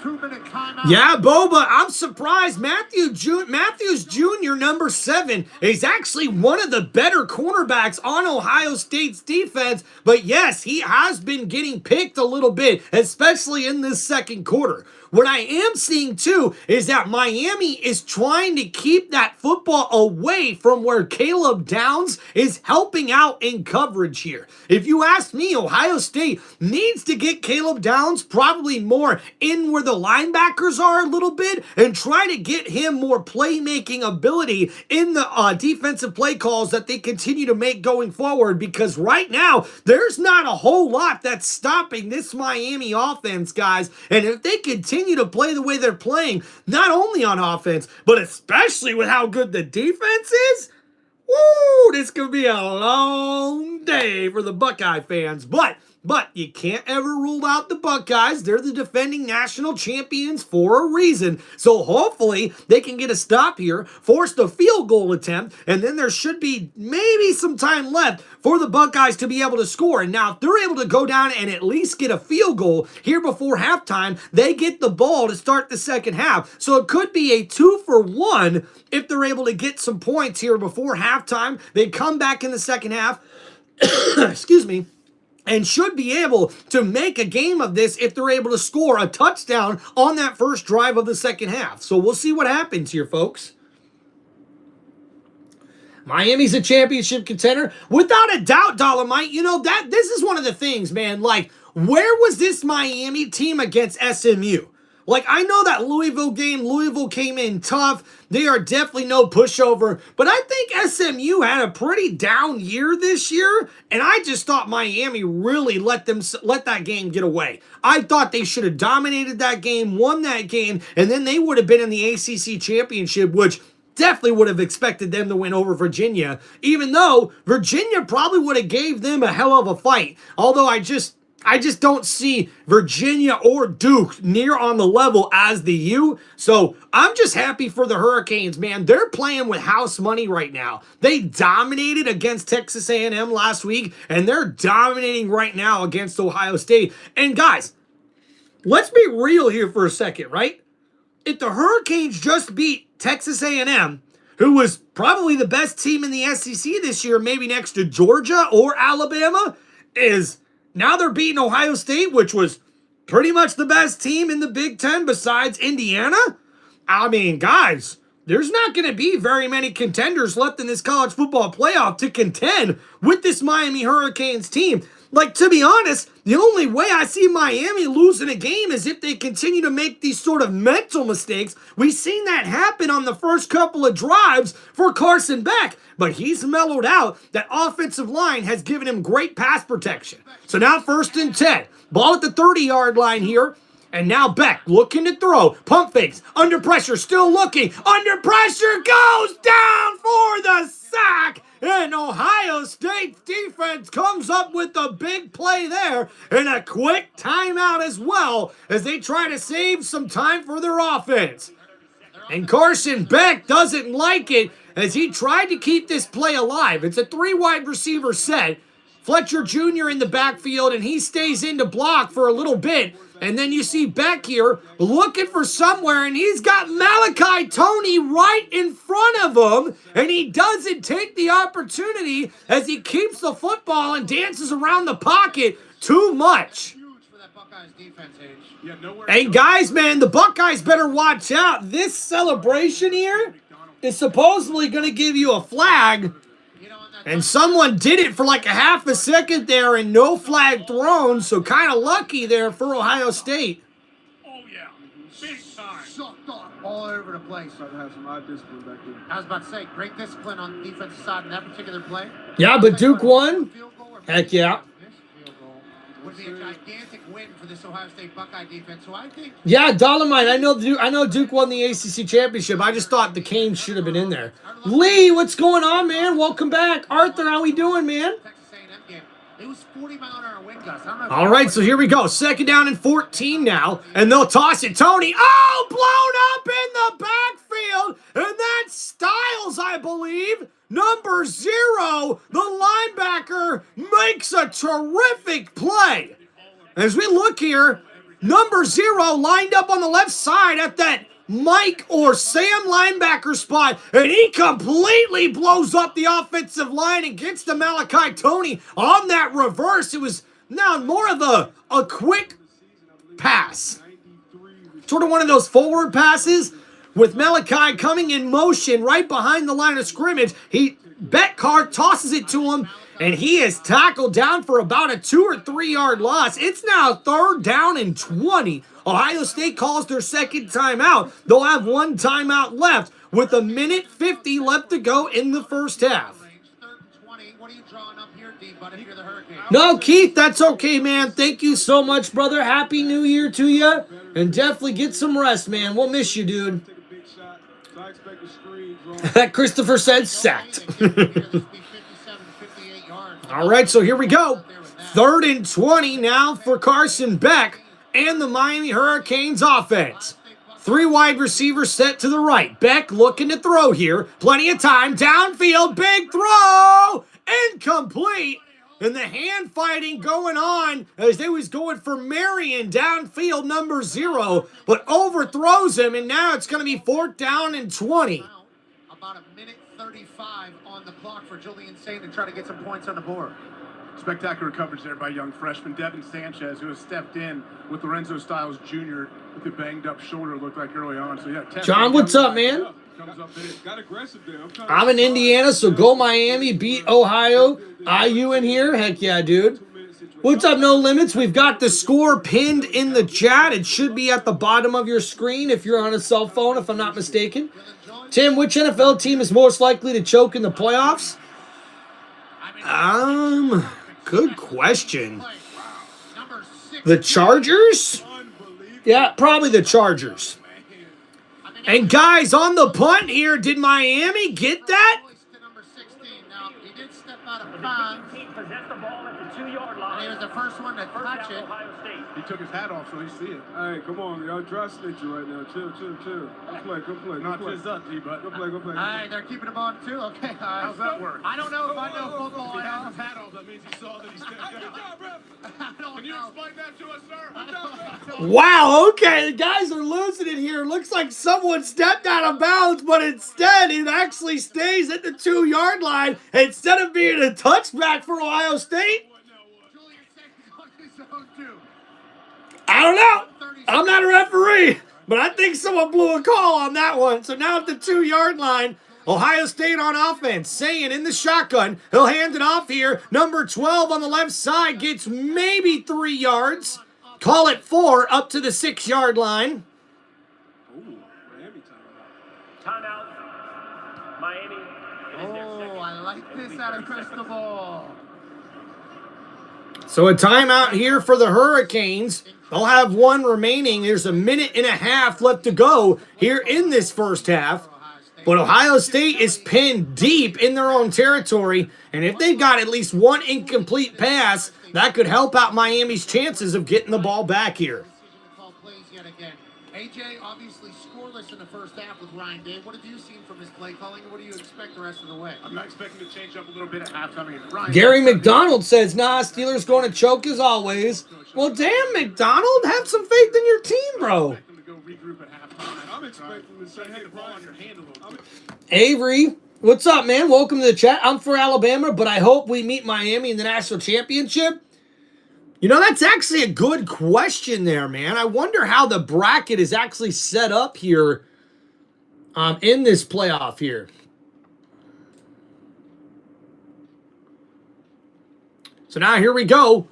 Ohio State, 2nd down and 6. Julian Sayin in the shotgun, looking to throw, under pressure, steps up in the pocket, gets rid of it to his running back in the flat, and he's right near the first down marker. An excellent effort by the Ohio State Buckeyes running back Donaldson Jr., and looks like it's going to be a first down Buckeyes. Nice effort there, and now Ohio State's offense trying to keep things rolling here. Did you see they went on like a little double count, so they see where Miami's coming, and they can check it up a little bit, and you saw him, he had a little bit more time there than he has most of the night. I don't like to judge teams' cleats, but I would say the Ohio State Buckeyes cleats way better than... Yeah, so as a matter of fact, Alabama would meet Miami in the national championship if that was to happen that way. All right, so here we go. 3rd and 10, or the first down throw. Tate, oh, a big hit from Miami's defender, but Carnell Tate holds on for the first down grab. And that's a beautiful throw by Julian Sayin. As we see here, Miami sent a blitzer late, and Julian gets it out quickly, the running back with the block, and now a quick throw. The running back, Donaldson, with the grab. He gets out of bounds at the 35-yard line. So after a gain of 15 yards by Carnell Tate, they get back to the line of scrimmage quickly in an 8-yard catch and run, from C.J. Donaldson. You don't want to let them out of bounds, obviously, but you're just not giving up the big play here to the Miami Hurricanes. Ty, the Big Ten needs the Buckeyes to do something here. Everybody's going to be talking about the ACC being ruled too harshly. So now here we go, 2nd down and 2. Julian Sayin in the shotgun here. 3 wide receiver set, looking to throw. 4-man rush, Sayin gets rid of it. Nice catch by Enos, number 1, and he's up to the 46. And the Buckeyes have to continue to use this tempo offense here on the 2-minute drill. Now with a minute left to go, Julian Sayin in the shotgun, ball at the 46, looking to throw now. Quick throw, gets it out. Oh, what a hit, and it's a fumble. No, incomplete. And oh my goodness, Enos wants a flag, but number 1's not going to get it. Number 24 came in on the big hit for Miami and pushed that ball loose for an incomplete pass. The big hit removes the Woo! Kurt Angle. And we can already hear the fireworks going off here, guys. Woo! Great zone eyes, reading Happy New Year, everybody! Thanks for hanging out on the channel, guys. Don't forget to hit that like button and subscribe to Tim Reynolds Show. And now ball at the 46-yard line on 2nd down and 10. 56 seconds remaining. Julian looking to throw in the shotgun. 4-man rush. Gets rid of it to the running back. Donaldson Jr. across the 50 to the 47. Takes a big hit on that play, too. But now he's going to be short of that first down marker, so the clock will continue to run. Under 40 seconds to go. 3rd down and 3, 37, 36, 35. And now here, Julian Sayin in the shotgun. 4 wide receiver set. It's a 4-man rush. Sayin under pressure. Gets out of the sack. Throws. And somehow Enos comes up with the grab. And that's a nice play there for Ohio State. And a first down with 25 seconds less to go. So a gain there of 8 yards to Brandon Enos, number 1. And now, Miami Hurricanes, let's get a breather here. Boys might be gassed over here. Timeout, Miami. So Miami calls their final timeout here with 21 seconds remaining. Mario Cristobal trying to get his players a rest here as Ohio State continues to try to march down the field here and get some points before halftime.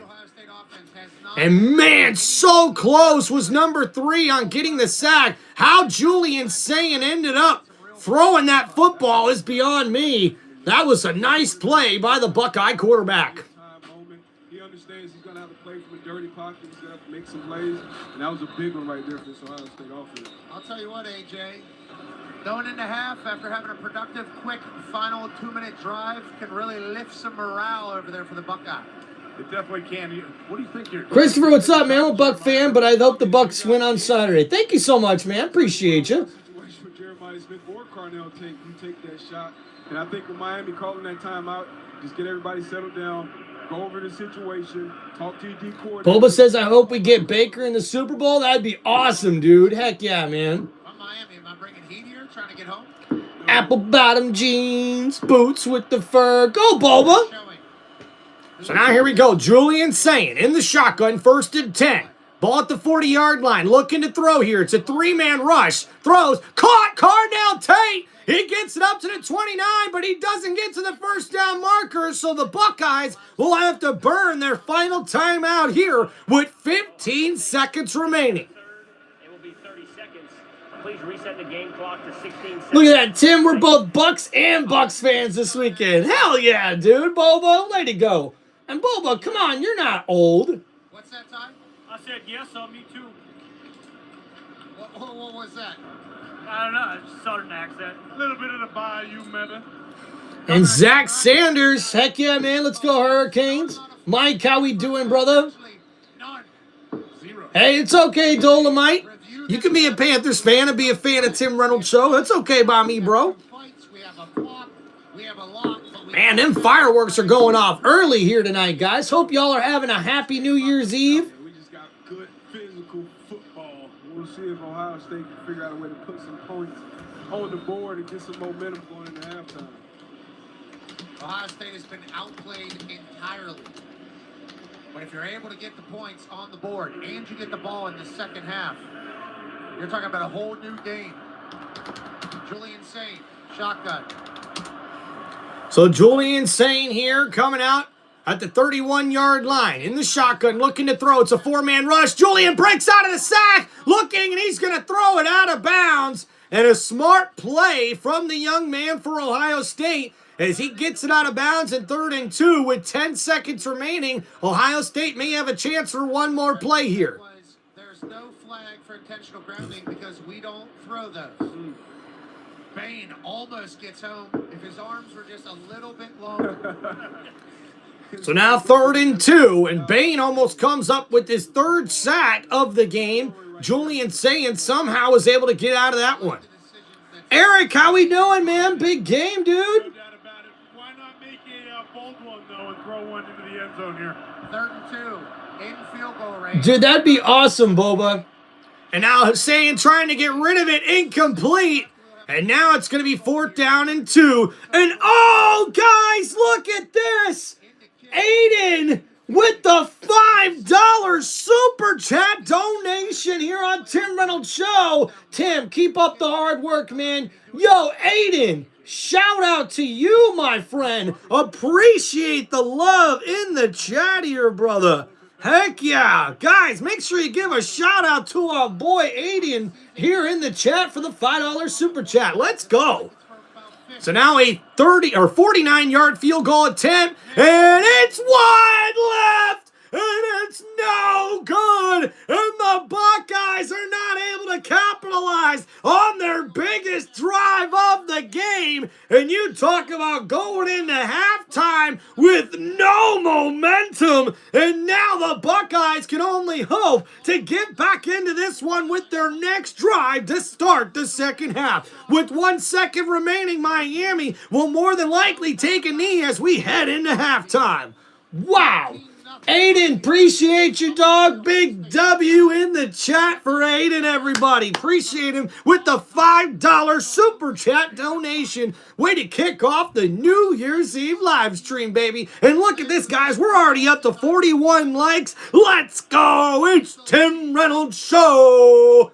And all right, the knee will take us into halftime. And folks, let's get ready for your halftime stat recap here on Tim Reynolds Show. Heck yeah, man. Appreciate you. When I'm 9, I'll give you 200. Okay, Dolomite, what are you, young? What are you, 8?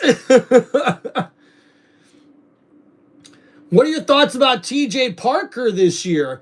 No limits. TJ Parker, I'm not too familiar with that name. Is that a college football player? Hey, Tim, I hope Urinatory That Good Sports. I know who That Good Sports and the Packer guy. That's Tom Grassi, Boba. Has you on someday? Well, thank you, Boba. I appreciate that.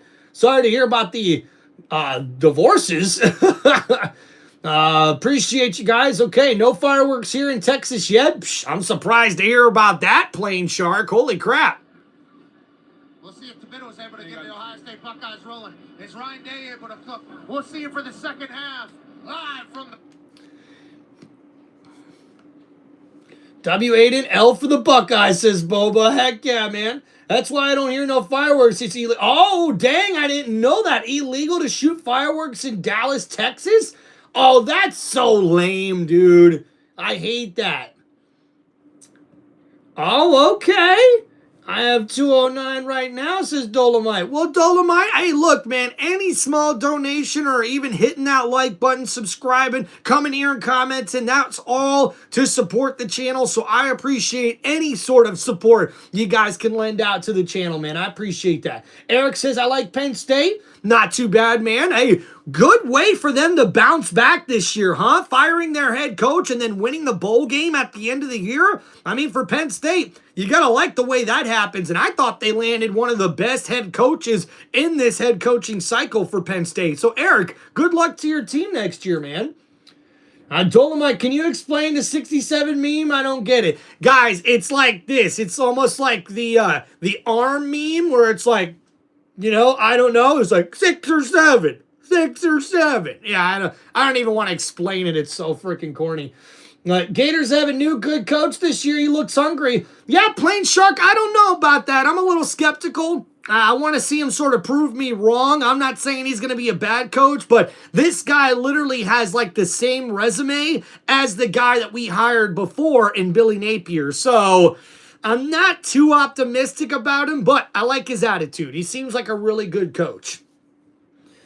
All right, so thank you guys so much for hanging out here on Tim Reynolds Show.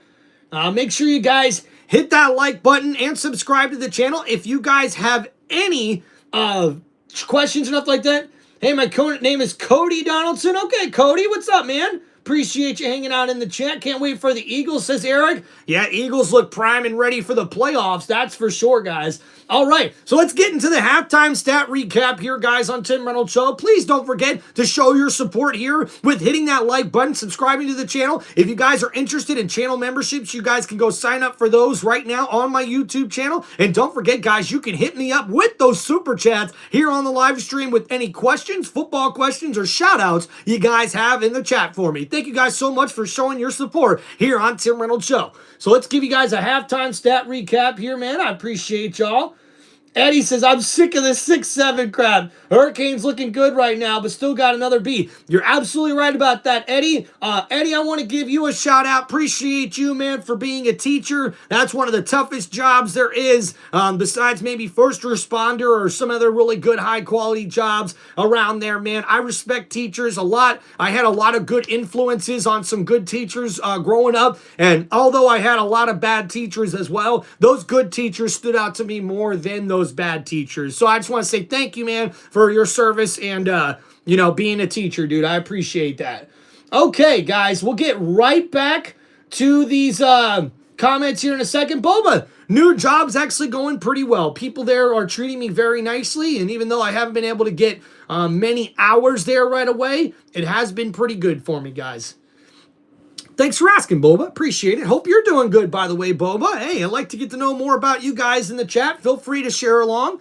All right, so let's get into our halftime stat recap here on Tim Reynolds Show. All right, so for the Miami Hurricanes, Carson Beck was 14 for 18 in that first half with 98 yards passing and 1 passing touchdown. Mark Fletcher was the leading running back with 12 carries for 44 yards. He also had 2 catches for 25 yards and a touchdown. We see here C.J. Daniels is the leading receiver with 4 catches for 36 yards in this one, while Keelan Marion had 3 catches for 21 yards as well. And Malachi Toney has 4 catches, but only for 9 yards thus far here for Miami. For the Ohio State Buckeyes, we see Julian Sayin with 11 for 20 for 157 passing yards and the interception, which led to a pick 6. That's a big mistake here for Ohio State in this one. And guys, we see here the Miami Hurricanes defense has held the rushing attack for this Ohio State offense to -3 yards. C.J. Donaldson with 2 carries for 16 yards. Bo Jackson with 4 carries for 10 yards. And then Julian Sayin, 3 carries for -29 yards with those sacks. And because of that, that's why they have -3 total yards rushing in the first half. That is incredible. That stat right there pretty much says the game all right there. Jeremiah Smith with a good first half, 3 catches for 82 yards. C.J. Donaldson, the running back, added 4 catches for 33 yards to his total. Carnell Tate with 2 catches for 23 yards, and then Brandon Inniss with 2 catches for 19 yards as well. So the running game's been non-existent for Ohio State in this first half, and the pass protection has been downright terrible. So right now for Miami, they're dominating on the line of scrimmage, not only on offense, but also on defense. And if Miami can get a run game going, I think it's going to be a really big run game heading into next week. Or I should say heading into the second half. All right. So thank you guys so much, man. Sonny Dixon, what's up, Tim? How's it going? As usual, thanks for the commentary. Sonny, appreciate you, man. Happy New Year to you, dude. And Eddie says, Miami needs to score more points because the defense is going to be worn out if they don't sub a lot, which they don't, Eddie, so you got a good point about that. So they're going to need a dead fourth quarter. Probably don't like that, man. My second wife was a teacher, but she basically taught exclusively with YouTube. Oh, okay, Boba. Sounds a little lazy if you ask me, but okay. Who's your favorite person on the Bucks? Christopher, that would be Mike Evans, man. I'm a huge Mike Evans supporter and a huge Mike Evans fan. All right, guys, I think that's about it. Who do you think's going to win the Super Bowl, says Eric? Really, right now, Eric, it's too close to call. I'll tell you that, man. I would not be surprised if any of these playoff teams go and win the Super Bowl. Right now, for me, I think you got to go with the teams that have the best defense and that are heading in, into the playoffs the hottest right now. Like, I like the Houston Texans in the AFC because I love that defense for Houston. And then I really like the Rams, but based off what we seen Monday night, I don't know if I can still pick the Rams in the NFC. So really, it's wide open right now. These playoffs, guys, for the NFL are going to be incredible. This is probably one of the most, like, even playoff teams. Like, there's going to be a couple, you know, like the Bucks or Panthers, right? They'll probably be the worst playoff team heading in for the NFC. And then you've got Baltimore and the Steelers going on Sunday night. So that's probably going to be the worst playoff team in the AFC. So, yeah, I mean, the playoffs are going to be incredible, guys. So, all right. Guys, we're going to take a quick little halftime break here on Tim Reynolds Show. Going to go hit the bathroom, and then we're going to be back here, guys, as soon as we are getting ready for the second half. So thank you guys so much for hanging out on Tim Reynolds Show. Please make sure you guys hit that like button and subscribe to the channel.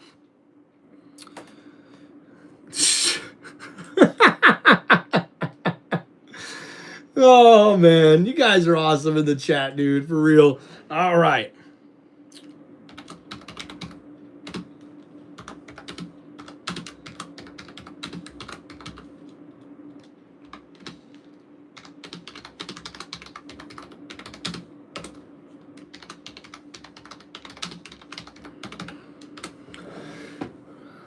All right, thank you guys. Thank you, Tim. I appreciate your shout out. I'm a special needs teacher with autistic kids, and I love it. And I'm also a Navy veteran. Love your show. Eddie, big shout out to you, man. Not only a teacher, you're a teacher for special kids students, and you also served in the Navy. My dad was also a Navy veteran before he passed away. So let me salute you, sir, and say Happy New Year to you. And thank you for your service. Appreciate that, guys. All right. So, guys, I'll be right back here. Going to go take a quick little halftime break. Guys, please keep this chat going for me here so I can get back to it when we get back, all right? I appreciate y'all.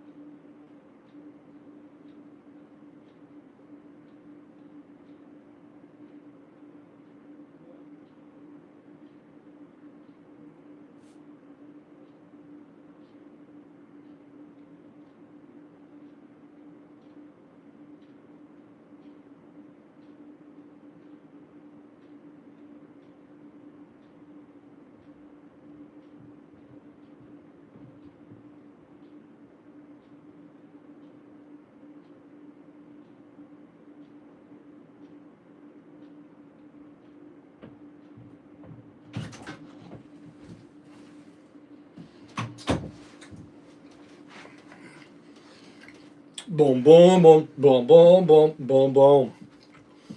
Boom, boom, boom, boom, boom, boom, boom, boom. Boom, boom, boom, boom, boom, boom, boom, boom.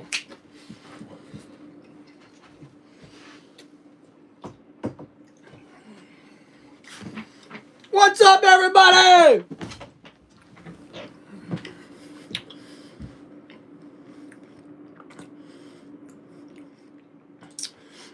Back again.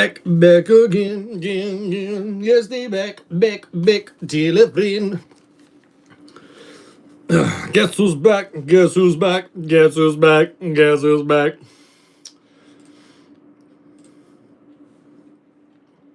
All right, thank you, everybody. All right, so you get caught up here on anything. Damn. Dad was in the Army? Well, thank you, Dolomite, for his service. Thanks for sharing that with us here with this one, man. But will you stop it with the Bucks are going to lose, man? Come on. We got the Peters fam. How we doing, man? I don't know what's going on with Tampa Bay. Yeah, I don't really know either, man. And people don't like Todd Bowles as well. That is for damn sure, man.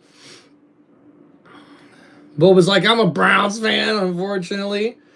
And Dolomite says, I wish we had a defense. Yeah, tell me about it, dude. Tell me about it, man. Christopher says, this is my Chiefs. Hell yeah, dude. I'm hopeful the next year, actually, we'll have a good rookie class, just an offensive line. Yeah, Boba, got to stay optimistic, man. You really do, especially for those teams that are not doing so well right now in the NFL. Am I right? Eddie says, I would like to see the Jags versus the 49ers in the Super Bowl this year, and the 49ers and the Jags upset the 49ers. Look, I'll tell you this there, Eddie. To see Jacksonville win a Super Bowl would be pretty dang cool, in my opinion, man, because they have so many OG players that were just, like, really, really good. It would have been nice to see them win a Super Bowl. So to see a guy like Trevor Lawrence, who people have been criticizing so much heading into this year, for them to win a Super Bowl in the first year for head coach Liam Cohen, I definitely didn't see that happening, guys. And I'll be honest with you guys, I thought for sure that karma was going to come back on Liam Cohen for the way he did the Buccaneers dirty, but hey, give him credit, man. Him and the Jags are doing fucking fantastic this year. I think the Patriots, Broncos in the AFC, and Eagles, Rams in the NFC. Boba, not a bad prediction. Not a bad prediction at all. I like that. All right. What's good, bro? May your meal serve you well. Hey, man, didn't get a meal, but went ahead and, used the bathroom, got a quick drink of water. I still got a little bit of the energy drink left, for the second half to keep us going as we get ready for the second half here coming up at the beautiful AT&T Stadium here. And in this second half, we will see Ohio State get the ball to start the second half, and they're going to need to score to get back into this game, especially with how good the Miami defense has been playing. I mean, guys, the biggest thing that stood out to me was the pressure that this defensive line was creating on either rollouts or regular pass plays was really, really good, honestly. And if they continue that, that's going to really wear and tear that Ohio State Buckeyes team. And one thing I am a little worried about is if Ohio State's offense starts getting a little one-dimensional, that could really be a bad thing for Ohio State going forward. Dolomite, TMI, man, what's going on? User Scataboo, Tim Reynolds, Ohio State win back tonight. Heck yeah, Scataboo, appreciate you back in the chat, man. And Cash Miner says, my dad was also in the Army. Well, Cash, thank you so much, man. Appreciate your dad's service to this country, and Happy New Year's, man. Any New Year's resolutions? Well, I guess if I was going to give a New Year's resolution there, Boba, it would be to be a better YouTuber and to be a better husband. So, and we'll see. I'm pretty sure I can accomplish those by the end of the year. Happy New Year to you too there, Donaldson.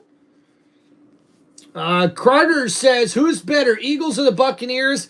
Hey, Carter, without a doubt, it's the Eagles, man. I love that defense, although I think if you're an Eagles fan, you probably would agree with me on this statement. The drama and bullshit with the offense really needs to stop because that offense was so good before all of the drama and crap shit talk was going on, man. Like, I don't like the disrespectfulness that you're hearing about the Eagles fans towards that offense right now. Like, come on, dude. You're like egging and threatening the offensive coordinator's family and egging his house. Like, that's way serious, dude. Like, that's a crime. You know what I mean? The fact that, like, Saquon Barkley hasn't had the same offensive line that they had last year, they know that. They didn't sign one of their offensive linemen that helped them win the Super Bowl last year, and that's really impacted them. But Jalen Hurts has still had a pretty good season. It's just, crazy to think about, man. This Eagles team could be so much better than what they are. It's pretty much what I'm going to say about them. But definitely better than my Buccaneers, man. For me, dude, as far as the Bucs fan, I'm just hoping we win Saturday, get a chance to get into the playoffs, and have a home playoff game. Like, that'll be exciting to watch. We might not get any further than that, but, you know, that's the one thing I try to remind Buccaneers fans all the time. There was a time when Bucs never made the playoffs. Like, every single year, it was like, great, here we go again. How high of a draft pick are we going to get? So for me, in the small amount of times that I've got to see the Bucs make the playoffs, I'm going to enjoy it no matter what their score is, what the record is. It doesn't matter. If they make the playoffs, I'm going to watch because I'm a diehard fan, and that's what you're rooting for every year. And guys, only one team can win the Super Bowl. That's the way it works, man, you know? So you just got to appreciate, you know, your fandom for as long as you can, man. Heck yeah, our offense sucks. Yeah, Carter, they can be so much better, Carter. That's what I'm saying, man. Will Green said hi. Thank you there, Will Green. I appreciate you, brother. Thanks for coming into the chat again. I'm going to try to read my bio more and quick energy drinks. Boba! Get better energy drinks. Better energy drinks. Yeah. This one I like. It's called a red kind. It's pretty good. Pretty good. All right, New Year's resolution is to get a girlfriend and get jacked at the gym. All right, Sports Guy 19, I want to see you prove it, man.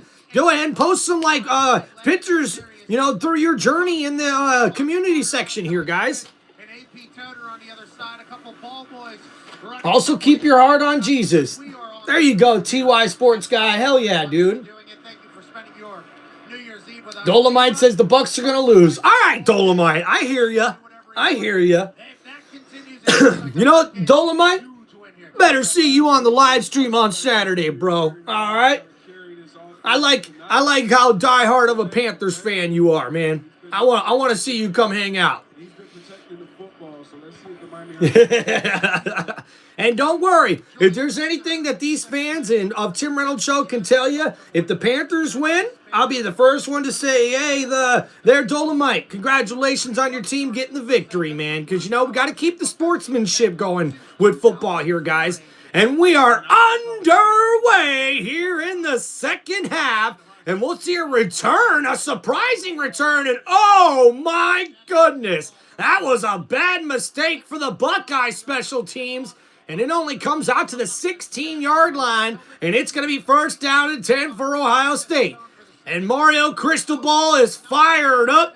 And you see here Miami's defense, 134 minutes and 20 seconds since the last TD allowed. That's been a dominant defense for Miami in this college football playoff.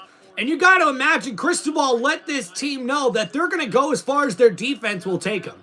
So now we got first down and 10, ball at the 17-yard line. Julian Sayin is in the pistol formation, a 3-wide receiver set. They'll hand it off to Bo Jackson. Jackson on the right side's got a lane, but nowhere more to go than about a gain of 5.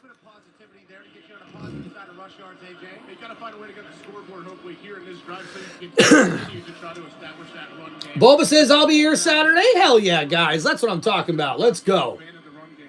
Gain of 7, not a 5. It's tough to see from where we're at. They're back in the green when it comes to rush yards on the entire day. 4 total now after the first rush of the second half. I wonder what Ryan Day said. I wonder what Ryan Day will do. So now here we go, another handoff. Bo Jackson across the 30, and he's going to be close to a first down there, and I believe he does have a first down for the Buckeyes. All right, so there's the updated scat for everybody, man. Miami's about to win. Boys on the defense are, dude, they are in their bag right now. That's for sure. All right. offense has gotten some good moves. So Jackson now getting this offense going here Up front is not with a couple of nice runs and a first down for the Buckeyes. They're at the 31-yard line now. Runs for Ohio State after having their worst first half rushing in the history of the Buckeyes. So now, play action. Looking to throw here. Julian Sayin gets rid of it. Enos with the grab, and Brandon gets that one up for a gain of 6. And guys, there's some information I was not aware of. With the negative 3 yards rushing in the first half for The Ohio State University, that's the lowest total of rushing yards in a half in the history of the football program. That is crazy to think about, guys. We just seen history made by that Miami defense in the first half. I love Ryan Day, but was he prepared to call the plays tonight? I mean, they're having a little success right now, but, if they don't punch it in the end zone, boy, it's gonna get loud in Columbus.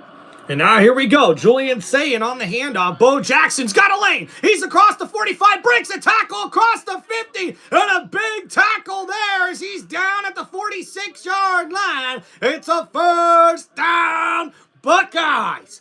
And a nice run there by Bo Jackson. He takes the handoff on the inside zone play.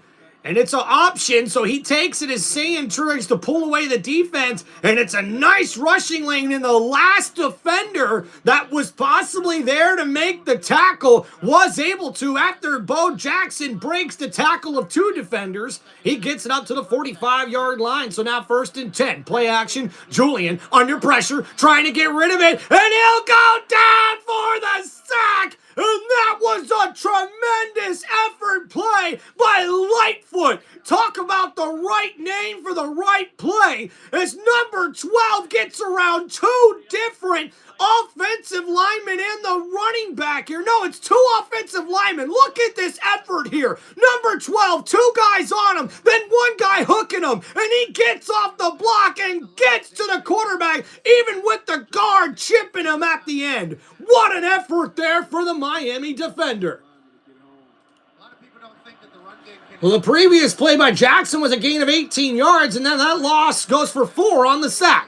And now in the shotgun, Julian looking to throw from the 50-yard line downfield. It's caught. Jeremiah Smith takes on a big hit, and he holds on for the grab, and a first down, Buckeyes. What a catch. Jeremiah Smith goes up and makes the grab, but he takes one of the biggest hits of the game, and he gets up and flexes on the Miami defender. Wow! Number 7, the safety, came in and delivered one hell of a shot, and he holds on for the 23-yard grab there on that play. So now at the 26-yard line, it's going to be 1st and 10 for the Buckeyes. And it's a 2 wide receiver set. Sayin under center here. And he'll hand it off. Up the middle goes Donaldson Jr. Number 12 gets a gain of about 3 on that play. Maybe 4. It's going to set up 2nd down.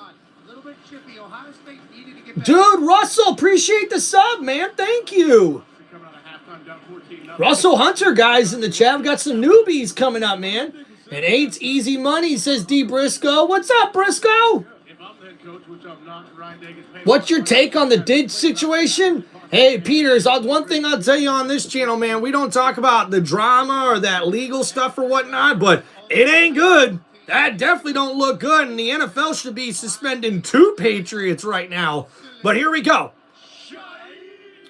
And now Julian Sayin, play action, gets it out quickly. That's Carnell Tate out of the backfield. He's at the 15, at the 10, and tackled down at the 9-yard line. And it's a first down, Buckeyes. And a nice quick pass there. They get it to Carnell Tate in the flat. He's got 2 blockers out in front with the tight ends making nice blocks on that play. And ooh, Messidor, number 3, the defensive lineman, I think could have had a targeting penalty thrown against him, but no flag thrown on that play. It definitely looked like he led with his helmet. So now here we go. 1st and goal from the 9-yard line. Sayin looking to throw from the shotgun. Under pressure. Still holding. Gets rid of it. Oh, and what a hit to the tight end. He somehow holds on to the football. But woo! Thomas, number 8, comes in and lays a lick on the somehow makes the catch, a gain of 3. So now it's 2nd and goal at the 6-yard line. Wow, what a hit on that play, ladies and gentlemen. Wow. And I didn't get the name of the defender, but damn, that was a big play. And now Ohio State, 2nd and goal. Julian Sain in the pistol formation. And he hands it off. Bo Jackson left side. And he's down at the 1-yard line. And it's 3rd and goal here for the Buckeyes. It was man on the outside. Felt like you could run 2 slants and maybe something would open up, Levi. I feel like right now you're going to trust your offensive line if you're Ohio State. You're going to run this ball once, maybe twice if they don't get it. Definitely 4-down territory in my opinion. But got some dynamic wide receivers out here. Let's see what they do. 3rd and goal on the 1. Canes fans growing very loud. All right. So now 3rd and goal for Ohio State. Julian Sain in the shotgun. Ball at the 1. They hand it off. Bo Jackson left side. Oh, and he dives. Did he get in? It's a touchdown. Buckeyes. And Ohio State finally gets on the board here in the 2nd half. And it's a 1-yard TD run by Bo Jackson. And the young running back who had a couple of nice runs to start this drive ends it with the 1-yard touchdown run. And I tell you what, guys, that was an excellent effort by the Miami Hurricanes. There's not much more they could have done there. It's just Bo Jackson somehow keeping the play alive and getting it into the end zone. I'll tell you who came out there. Just Ohio State offensive line got their asses kicked in the first half. So to come back and Boba, don't be like that. Out of that tunnel. This is a championship. So, I mean, got a barbecue bag in my hurt my feelings. It's all about the you. Hey, Ty. Love some barbecue, man. G-Wibs, how we doing, man? Doomsday, great call, Tim. Appreciate you, dude. Zap, how we doing, man? Guys, the chat's popping off here, dude. Appreciate y'all. All right, so the extra point's good. Up over the Ohio State Buckeyes, who come out red hot in the 2nd half. Julian Sain did a lot of that during that opening drive. Bo Jackson punches it in from the 1. A.J. Hawk loses his mind. The Buckeyes are back in this thing.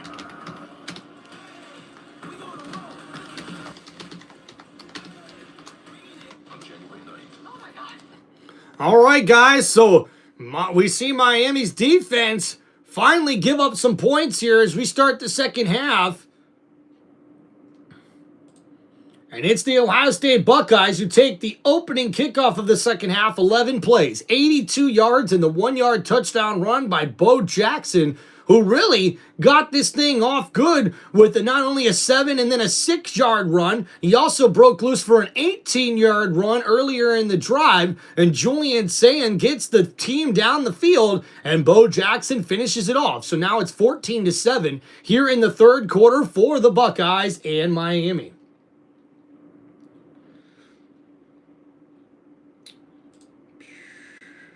Thank you, guys. I did just now pin the score here in the chat for everybody. Thank you, thank you. Bro, Bryce needs to go? Okay. I went to the Sun Bowl today, says Joshua. Hell yeah, dude. Totally Lucas. How we doing, man? Welcome to the chat. All right. Appreciate you guys. All right, thank you, guys. Appreciate y'all. Don't forget to please hit that like button, subscribe to the channel, and welcome, guys, to one of the most electrifying sports entertainment channels on YouTube today. This is Tim Reynolds Show. Now, let's go. Hope you guys are enjoying your New Year's Eve, the last day of 2025. Hey, we got to make sure we appreciate everything we had in the previous year and look forward to everything we're about to gain into the new year. And let me be the first not only to wish you a happy New Year, but also be the first to pray for you and say God has many things in store for you this upcoming year. And the best of luck to you on your goals and ambitions that you have for the upcoming 2026 year. Hope you guys are excited for your new year. Don't forget to be a little appreciative and also happy throughout every single day, guys. It really makes a hell of a difference through this stressful, bullcrap life that all of us tend to go through here, man. You know how it is. The ups and downs with life, you want to make sure you try to flow with them as best you can and take care of one another, guys. If you've got people close to you that matter most, that you appreciate, that you respect in your life, make sure you always remind them that you love them, man, because you never know when your last day is going to be here, man. I unfortunately lost my aunt a week before Christmas, and it's still, you know, hard to even think about, man. So, guys, just make sure you tell your family and your friends, those people that you care about, man, make sure you tell them and they know how much you appreciate them, all right? Thank you, guys. First time watching, totally Lucas Smith. Heck yeah, man. Joshua says, my team lost. I'm sorry to hear about that. Steve Manning, how's it going, man? Go Panthers, says Joshua. Oh, snap. More Panther fans in here on the chat. Okay, man. Ty says, Happy New Year and God bless all. Total Lucas says, MVP Matthew Stafford. What are your predictions on the NFL Newly Awards? Not very many predictions there, Boba, to be honest with you. Arizona State lost by 2 to Duke. Oh, man. Tough loss, man. Oh, yes. Myles Garrett, definitely Defensive Player of the Year. I do think Matthew Stafford could be the MVP this year, although Drake May's got a really good case as well. You win some, you lose some. That's right, dude. God bless Dolomite. Appreciate you. Boba, thank you so much, man. I appreciate that. I really do. What time's your stream start on Saturday? We'll be starting, I believe, guys, at 4 o'clock, if I'm not mistaken. So, all right, here we go. 1st and 10 for Miami. Carson Beck coming out here for the offense at the 25-yard line. In the pistol formation, he'll hand it off to Fletcher. And Fletcher Jr. up to the 30. That's a gain of 5. So 2nd down and 5 coming up for Miami. Hey, Plain Shark, appreciate you, man. Wish Penn State was as good as a Steeler fan. Well, totally, Lucas, you got to be happy as a Penn State fan compared to how the season started and how it ended. I mean, that's probably the best outcome you could have hoped for, having a winning record and being able to win a bowl game. That's pretty good, man. I'm a Gators fan, so let me tell you, it's been an up and down year. So 2nd down and 5. Carson Beck in the shotgun. 3 wide receiver set. Ohio State is going to blitz here. And Beck, batted down. And Miami had the right play call there. Beck trying to get it to his receiver in the flat. But the big defensive lineman gets the big hand up and bats that one down. So now a crucial 3rd down and 5 coming up here for the Hurricanes. Coach of the Year, Nick Sirianni? No, Total Lucas, absolutely not. The Coach of the Year is going to go to either Mike Vrabel or Kyle Shanahan. That'll be your Coach of the Year, in my opinion. Although Ben Johnson probably deserves some credit as well. So now here we go, 3rd and 5 in the shotgun. Beck throws, it's caught! What a great throw and catch! Marion number 0 with the grab on the sideline, and it's a 1st down. Hurricanes! What a play. It's just an out route there, one-on-one with the defender, and Carson Beck throws it right on him. This is a beautiful throw. Steps into it right on the back left hip, keeping the receiver in bounds instead of throwing him out of bounds. It's a beautiful play for a 1st down Miami, now at the 42-yard line. And Beck, after that completion, that was a gain of 12 yards. And now the handoff here, and that's Fletcher keeping the pile moving to the 48-yard line. That's a gain of about 6 or 7, and it's going to set up 2nd down and short. Wait, you're an announcer for the game? I'm an announcer for this game, but I'm going to be doing the Bucks and Panthers game. I do play-by-play for every single Tampa Bay Buccaneers football game. I went to the Cowboys game. Zap, that's awesome, man. Nah, Super Bowl win last year? Yeah, probably not. Hey, Tim, have you been to Gators and Dogs in Jacksonville? Plain Shark, I have not. I hope to do that. It's on my bucket list. So now Fletcher on the carry, breaks a tackle. He's up to the 40 and tackled down by Downs, but that's a huge play for Miami. And Fletcher almost breaks loose. That's a big run on that play. As we look at the replay here in the pistol formation, Fletcher Jr. takes it, and it's just straight up the middle. A beautiful rushing lane there. Gives him 12 yards on that carry, and he's all the way to the Ohio State Buckeyes 40-yard line. He's big, he's powerful, he finds the holes. Now into running back number Joshua, that's awesome, man. junior, freshman. So here we go. 1st and 10. Beck hands it off. Left side is 22. He gets it up to about the 38. So maybe a gain of 2 yards for number 22. And that's Pringle Jr. Behind the quarterback, we see Hate allergies. Man, we are downhill. You should do that, Tim. It's very fun. I've been there twice already. Used to live in Jacksonville. You know, playing Shark, that'd be awesome, man. You know, maybe one of these days if I either move back to Florida or, you know, get to go visit the fam, that would be a perfect sort of setting to go see a Gator game. But I also got to go see a Gator game in their home stadium, though. So now here we go. 2nd down and 8. Carson Beck in the shotgun, looking to throw. Blitz coming. Beck steps up in the pocket, and he goes down. I don't know if that was a sack. I think he got back up to the line of scrimmage. But that was a big play for the Ohio State defense as they get to the quarterback and force him to have to step up out of the pocket. As they sent the blitz here, it's a 6-man rush. Number 0, Styles, the linebacker, comes unblocked. And that does go for a sack, a 1-yard loss. Now sets up 3rd down and 9. But it feels like they're probably going to lose in basketball if Sonny Styles is on the other team. Yeah, Omar, you're right about that. Tampa needs Atlanta to lose on Sunday. And now Beck throws. Caught. Malachi Tony fumble. And somehow he gets the football back. Holy crap.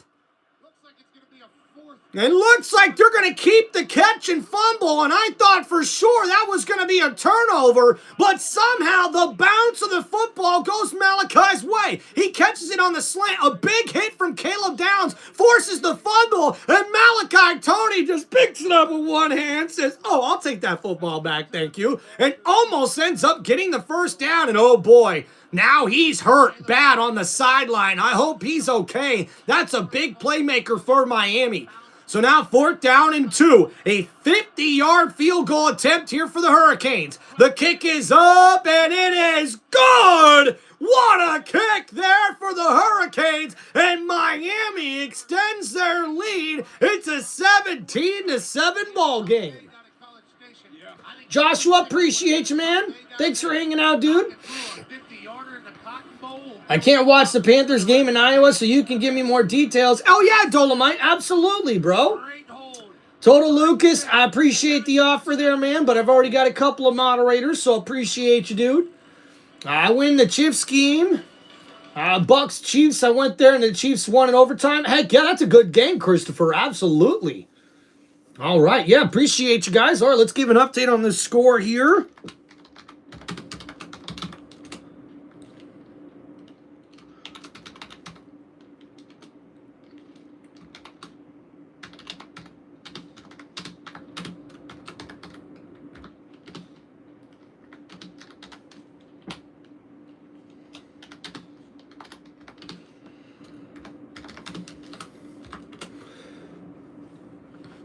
Oh, yeah, Total Lucas, we will be doing the Steelers and Ravens game on Sunday night, more than likely. With the Bucks playing on Saturday, what the schedule's looking like for Tim Reynolds Show is Saturday, we'll be doing the Bucks and Panthers, and then more than likely Saturday night, as long as I can get everything set up the way I should right after the Bucks game, I'm going to be doing the Seahawks and the 49ers on Saturday night.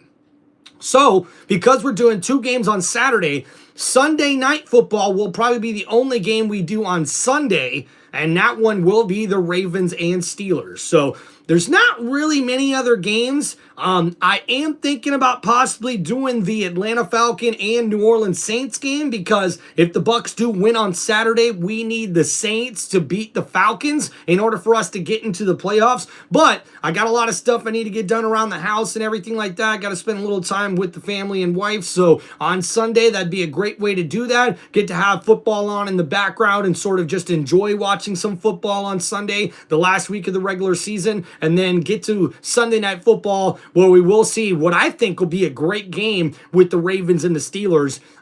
Still questionable on whether or not Lamar Jackson's going to start that game, and whether or not the Pittsburgh Steelers are going to have TJ Watt back. So 2 big questionable injuries in that game for Pittsburgh and for the Ravens.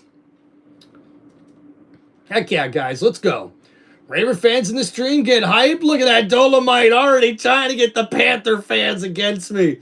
Never been to the Buckeyes Stadium. Would like to do there one day. Dude, Ohio Buckeye Stadium is supposed to be really nice. I want to go to Michigan Stadium as well. Some of those college stadiums, man, are also on my bucket list, man. I want to go see a football game in every single NFL stadium and hopefully every single college football stadium, or at least most of them are the teams that I like. And then also, I want to go see a NASCAR race at every single NASCAR track around the country as well. So those are 3 big things on my bucket list, guys.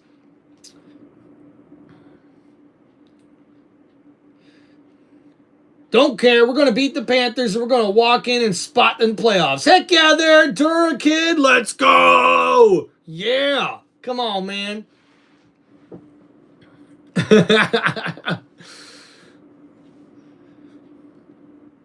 Give Will Howard the start? Yeah, I don't see that happening.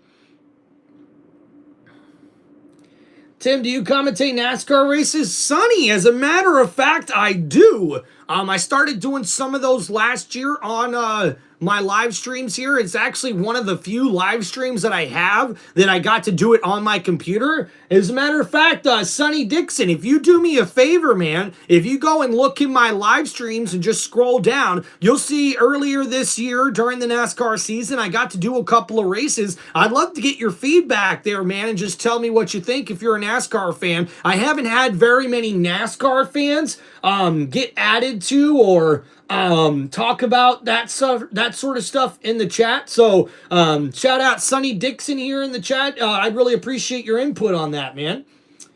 Oh, totally, Lucas. Bucks 19, Panthers 20. Yo, let me ask Panther fans this in the chat right now, since we got a little bit of y'all. What if they tie? Wouldn't that be the funniest thing? I'm not even playing, dude. On that live stream, I would probably be laughing my butt off if the Panthers and the Bucks end in a tie. That would be hilarious, bro. Seriously.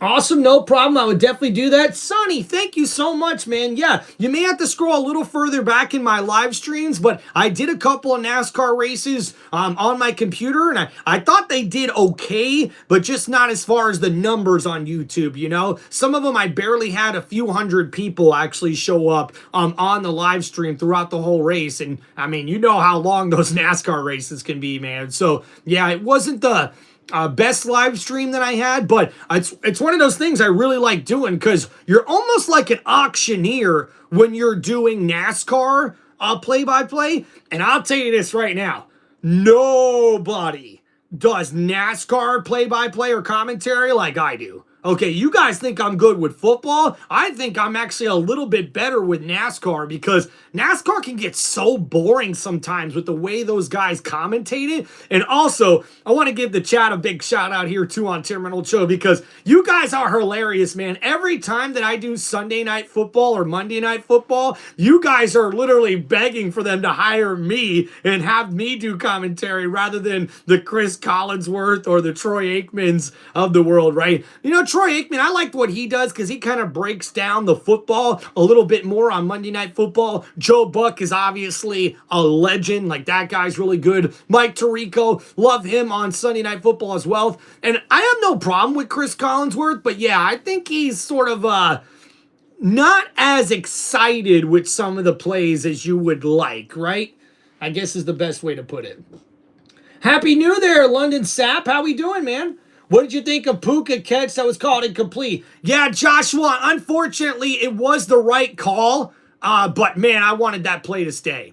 So now first and 10 for the Buckeyes, and we've seen a run there. Wow, I mean, pretty quickly after the commercial break, and they were showing some highlights there, and a quick run there by Donaldson Jr. on the right side, and uh-oh, a Miami Hurricane football player is down and injured, and that is not a good sign for Miami. that one looks very, very painful. So, oh boy. During the break, Ray Lewis surprised a Miami Hurricanes fan. Certainly brought a lot of good vibes to the Miami Hurricanes fans and faithful. Moten on the right side of your, it's folded back, his knee stuck under a guy as he gets ouch. That is not a good injury there for the Hurricanes. So 2nd down and 6 coming up for the Buckeyes. What channel is it on, Joshua? What are we asking about, man? 6 for the Buckeyes on the other side whenever we get back. All pulling for Moten. During the break, Ray Lewis surprised this Miami Hurricanes fan, and then he put his massive busted fingers up in the U formation to bring some life to Miami. All right, looks like Hurricane legend Ray Lewis is there. Appreciate you guys. Wally, what's going on, man? Right now, I do have the score pinned in the chat. Miami has the lead, 17-10 here in the 3rd quarter. Appreciate you guys. Actually, my bad. I thought it was February or March, says Plain Sharks. Thinking about the Dallas Speedway. Dallas Speedway, huh? Isn't that for IndyCar, the one they're doing around AT&T Stadium there? I got some advice for 2026, says Ty the Sports Guy. Life is hard, but keep your eyes and your heart on Jesus. From all of us here at Ty Sports Guy 19, God bless you all and go Hawkeyes. Heck yeah, man. That's awesome, dude. All right, it ain't a funny thing because the Panthers will get into the playoffs since they won the last matchup. Yeah, Dura Kid, I understand that. I'm just saying that would be like just sort of a Buccaneers way to end the season, right? Like we looked like one of the best teams in the NFL, and now we look like one of the worst teams in the NFL, and we'd be like, oh, the Bucs are gonna win, the Bucs are gonna win, and then it ends in a tie.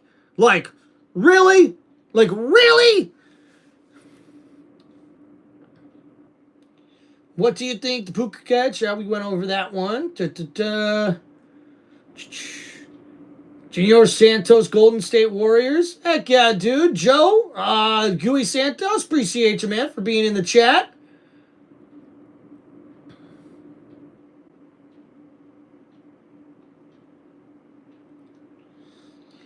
All right, here we go. Seahawks 35, 49ers 45. Total Lucas, that'd be a pretty good game to do. Here in Brazil, 3 minutes, it'll be New Year's Day. Heck yeah, Joe. Happy New Year's, man. All right, what channel is it on? Josh, we got to leave us to the Buckeyes game. Oh, and it's on ESPN. Just so you know there, Joshua. Appreciate you, man. Now it's going to be 24-20. Buccaneers will win and make it. If we lose our tie, we're kind of cooked. Yeah, Dirk, kid, I understand. I like that score prediction for the Bucs, but then we just got to root for the Saints to win on Sunday, man. And that's the part I'm a little... You know, like, can we really count on that? I don't know. But the Saints have been playing pretty good as of late. So, Charlie saying, let's go Canes. Hell yeah, man. Dude, why is the NFL career so short? Joe, unfortunately, man, it's a tough sport, man. It's a very physical sport. Some of these guys just don't last very long, man.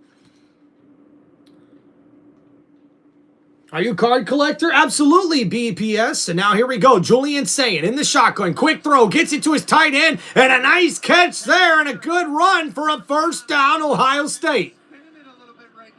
So Julian Sayin starting to get hot here. That's a nice play. Sets up 1st down and 10. And all you do is take the lid off every once in a while and get a little confidence. Had a shot to Jeremiah. Had one to Carnell Tate. That's a 12-yard pass after a 4-yard run on 1st down. Taking care of the football. These dynamic weapons outside. At some point, so now, 1st and 10. Ball at the 41-yard line. Sayin in the pistol. Hands it off. Donaldson, right side. 3 yards on that carry to the 43-yard line. C.J. Donaldson. Hey, West Virginia transfer gets the wrong. Gain of 2. 2nd and 8. Bryce, what's going on? I'm in basketball and Andy's stuff. You can tell me it can get better at basketball. Well, Bryce, if you put your head to anything, man, you can be good at it. So now play action. Julian Sayin, left side. That's a caught across the 50 to the 48-yard line. And Brandon Ennis with a nice grab there. And it's a 1st down Buckeyes. And a nice catch and run. It gets the first down, and a new set of downs coming up for this Buckeye offense. Ohio State trying to get a groove going on offense here in the second half. They were able to get their first points of the game on their last drive, and now they're looking to answer with another scoring drive here. 25 yards through the sky. Might have a 300-yard day. What's up, Kenneth and Joe?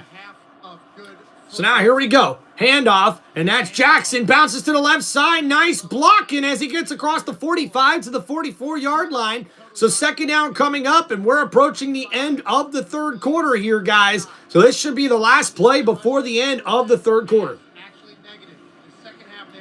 Yeah, Plain, that's what I thought. An Indy 1 March is one of the Texas... Oh, see, Texas Motor Speedway is really good. And now quick throw, and that's caught. Jeremiah Smith catches it on the sideline. What a beautiful footwork from the #1 wideout for Ohio State. It's a comeback route. It's a back shoulder throw, actually, and a beautiful throw from Julian Sayin as he gets that where only his receiver can make the grab. 2 feet inbounds, and a beautiful catch. And a first down, Ohio State. That's a gain of 22 yards.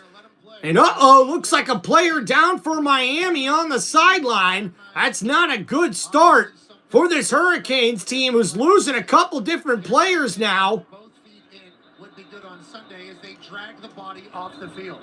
Jeez. Whoa. Okay.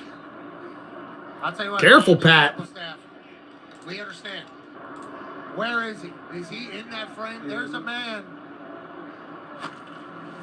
All right. Not serious enough. Jeremiah Smith already has a... So 5 catches for 127 yards now for Jeremiah Smith, but it's not really made that much of an impact yet. All right, guys, here we go. 1st and 10. Julian Sayin's going to play action, toss it. Jeremiah Smith on the reverse. He's on the right side. Smith tackled down right away. Only a gain of a yard, and Miami sniffed that one out, and that will take us to the end of the third quarter. Ladies and gentlemen, it is the fourth quarter of the Cotton Bowl. 17-7 with Ohio State driving. Well, Dura says if my dad's asleep, I'm going to do New Year's by myself. Well, I'm sorry to hear that, Dura Kid. You're always welcome to just go ahead and enjoy the stream with us, man. All right, appreciate you guys. Thank you so much for hanging out here on the channel as we are at the end of the third quarter. Please make sure you guys hit that like button and subscribe to Tim Reynolds Show. We're already up to 68 likes, it looks like, so maybe we could reach 75, 80. That'd be a pretty good accomplishment, I think, here, guys. Dude, Ty, the 2025 Bristol night race was kind of mid, honestly, but good, man. Listen, Ty, the Bristol is probably one of the best racetracks to go to, and surprisingly, yeah, it's rare for it to be sort of a mid, not so great race, but sometimes it does happen when you get clean racing like that in NASCAR, so, all right.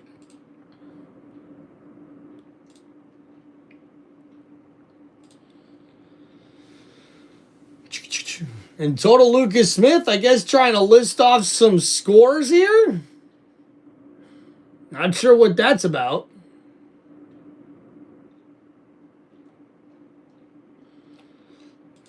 All right, so end of the third quarter.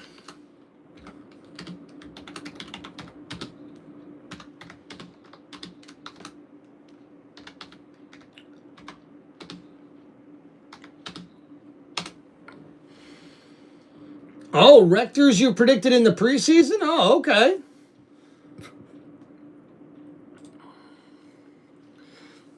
All right. Thank you guys so much for all your support on the channel. Cheers to y'all. Hope you're having a great New Year's Eve. And thanks for spending it here with us on Tim Reynolds Show for this awesome college football game, huh? Hey, at least it's not a blowout, right, guys? We got ourselves a pretty good football game here.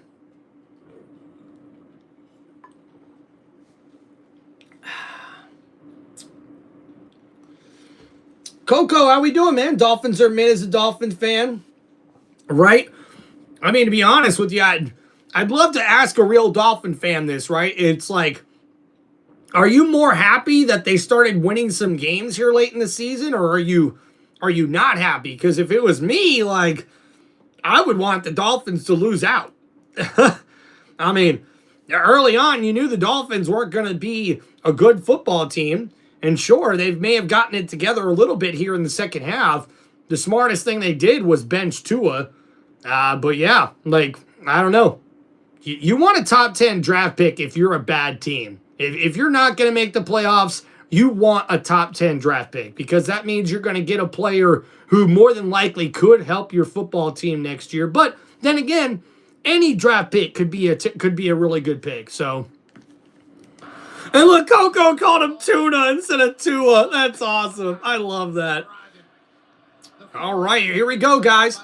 Second down and 9 at the 21-yard line. Julian Sain in the pistol formation. Hands it off. Bo Jackson, left side. Nice run. Gets it up to the 15. And this Miami defense is still hitting hard here. And that's third down and short coming up for Ohio State. Bo Jackson on the stretch play here on the left side where they've got some extra blockers. The tight end at the fullback position seals the edge. And it's the safety that comes up to make the tackle, number 7, with a nice big hit on that hip back area of Bo Jackson. So now here we go. All right, totally, Lucas Smith. Thank you so much, man. Appreciate you, dude. Happy New Year. So now 3rd and 3. Julian Sain in the shotgun here. Ball at the 15. He'll hand it off. Donaldson. Oh, gets stuffed. And he only able to get maybe a yard. And now 4th down coming up. And Ohio State's got to take the field goal here. Down 10. Gonna need a field goal at some point. Big bodies coming on the field. Ohio State will go. Dolphins franchise has integrity unlike most of the league. Okay.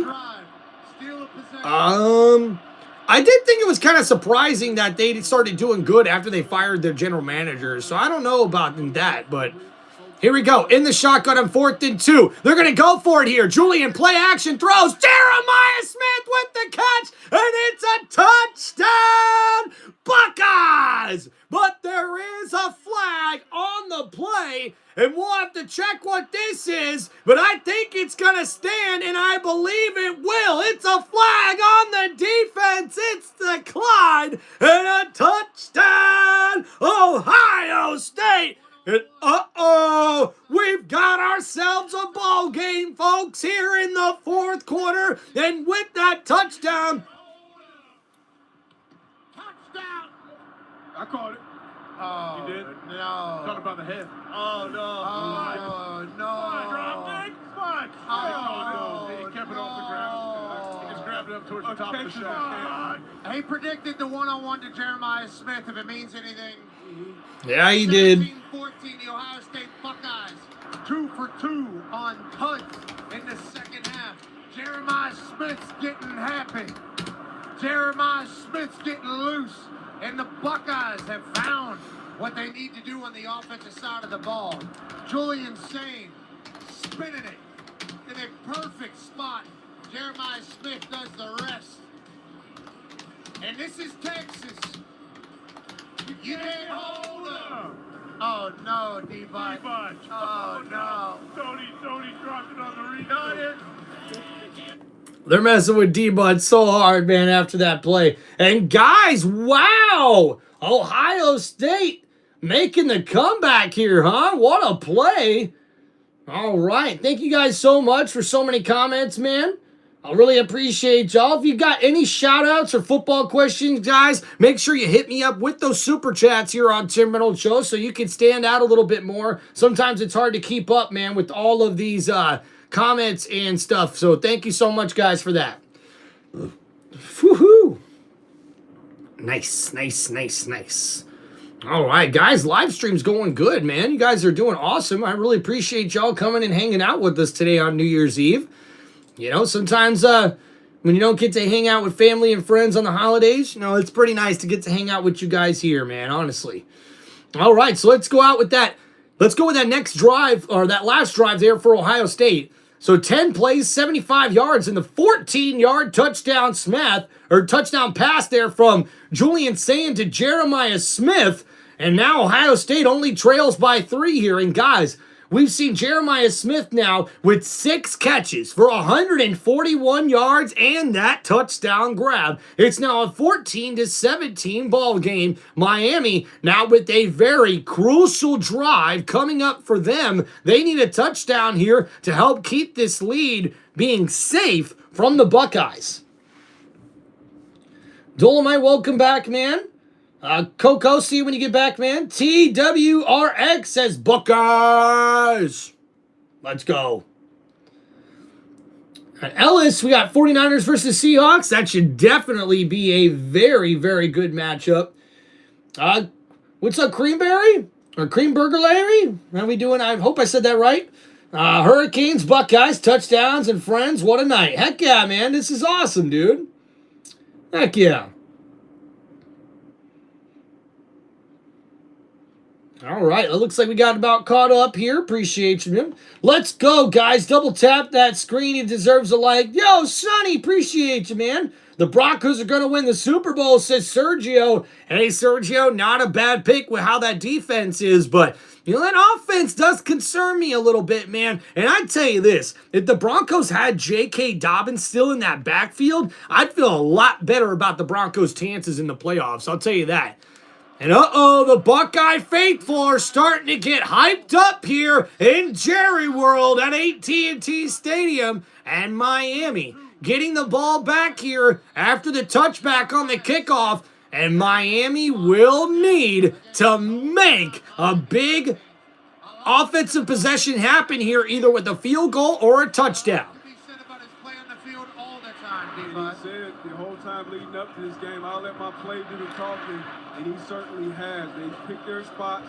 He found space in the defense. Then you got a matchup right here. When you get this matchup, you got to go to the best player on the football field and see if he can get in the paint. Heck yeah, guys. Thank you so much for hanging out on the Tim Reynolds Show. Please make sure you guys hit that like button, and also hit me up with those super chats if you guys have any football questions or shout outs, or if you just want to help support the channel. So now, Carson Beck. He's in the pistol formation here. It's a 3 wide receiver set.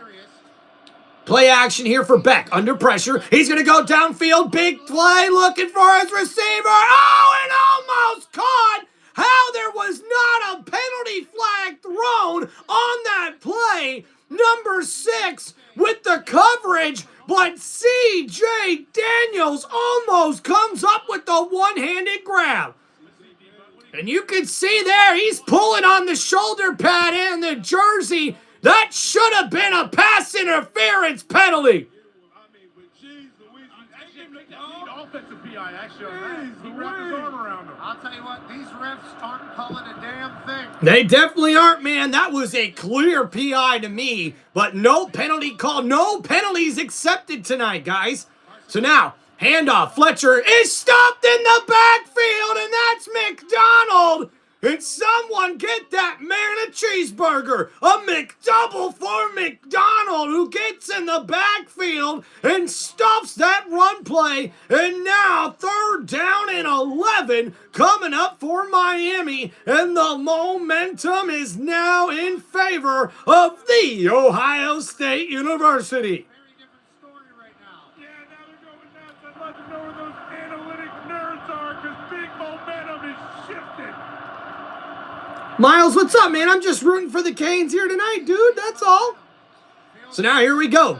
3rd and 11. Beck in the shotgun, looking to throw. Carson steps up in the pocket. He's going to run with it. He's at the 30. Dives. Oh, he took on a defender. And what an effort right there. And I think he's got enough for a first down. Hurricanes. And Carson Beck just laid the shoulder into the defender. And oh my goodness, what an effort by the Miami quarterback to not be denied of that first down yardage. And whoa, did he need that extra effort to get there? It's now 1st and 10 at the 35-yard line.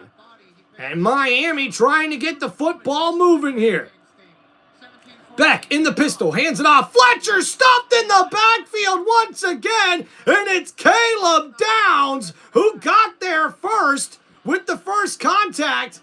And Fletcher a little slow to get up, but it's 2nd down and 9. He read it, shot inside, and Igmanosa was right behind him to clean up and finish the tackle. Matt Patricia still with his Ticonderoga number 2 pencil in his right ear. What can he draw off to get Something's coming, says Dolomite. Heck yeah. We just seen a big play for the Buckeyes on their last drive. Carson Beck making some checks. All right, thank you guys. Appreciate you. My phone's almost dead. Well, Christopher, man. Hopefully get to see you soon.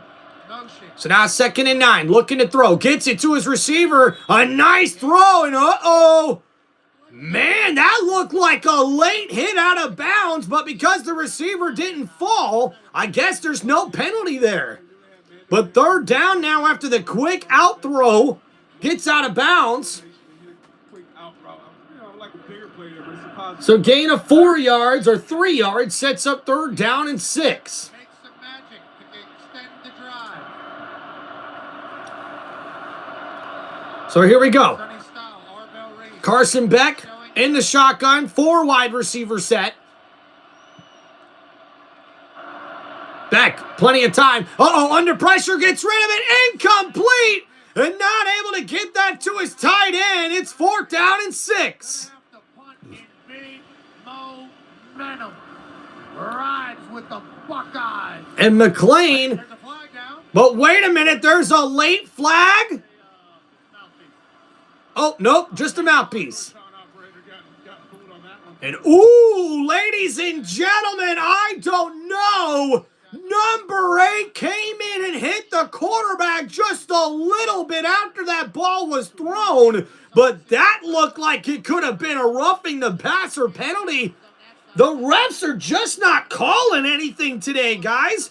I don't know if I like this a lot or if I don't like this. I mean, seriously, like, are we going to get mad at the referees for letting the boys play?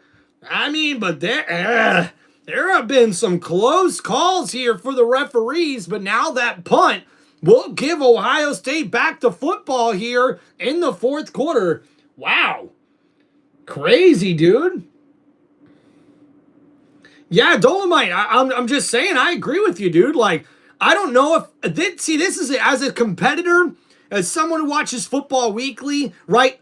If the refs are not going to call, like, pretty much anything that's close, okay, then be consistent at doing that, right? Because at least we're seeing these refs right now, they're being consistent. And that's about all you can ask for, you know, if you ask me when it comes to referees, especially in the NFL.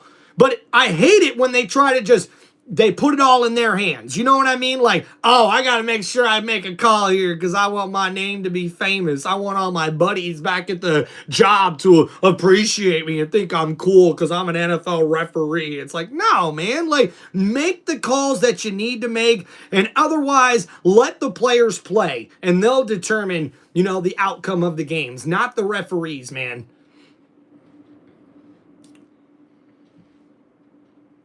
That happened when I went to the Army-Kansas State game. Heck yeah. Matt87, what's going on, man?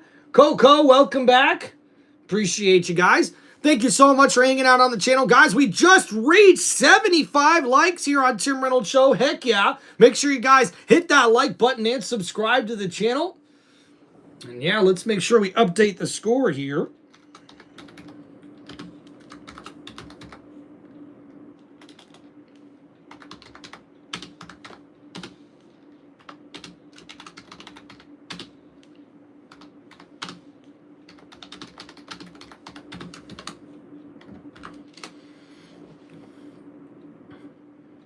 Oh yeah, man, trying to stay hydrated. Throat's a little raspy right now, so I'm enjoying a nice cold drink.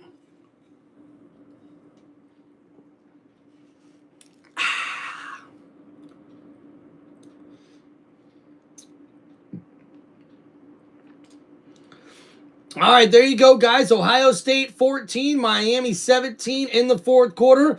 You guys all see the score pinned in the chat, okay? Please let me know. Oh, guys, and look at this. The most receptions in college football playoff history.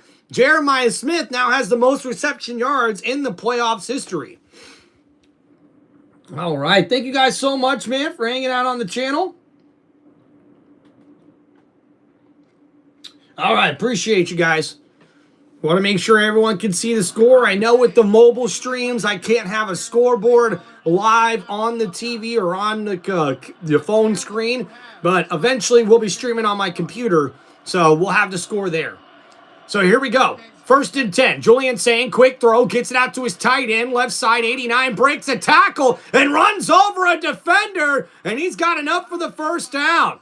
A nice catch and run for about 10 or 11 yards, and now Ohio State's in business once again. First play of this series, and they get a first down.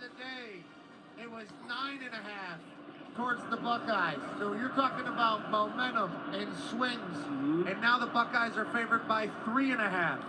So here we go as the momentum swings the ways in the Buckeyes nation.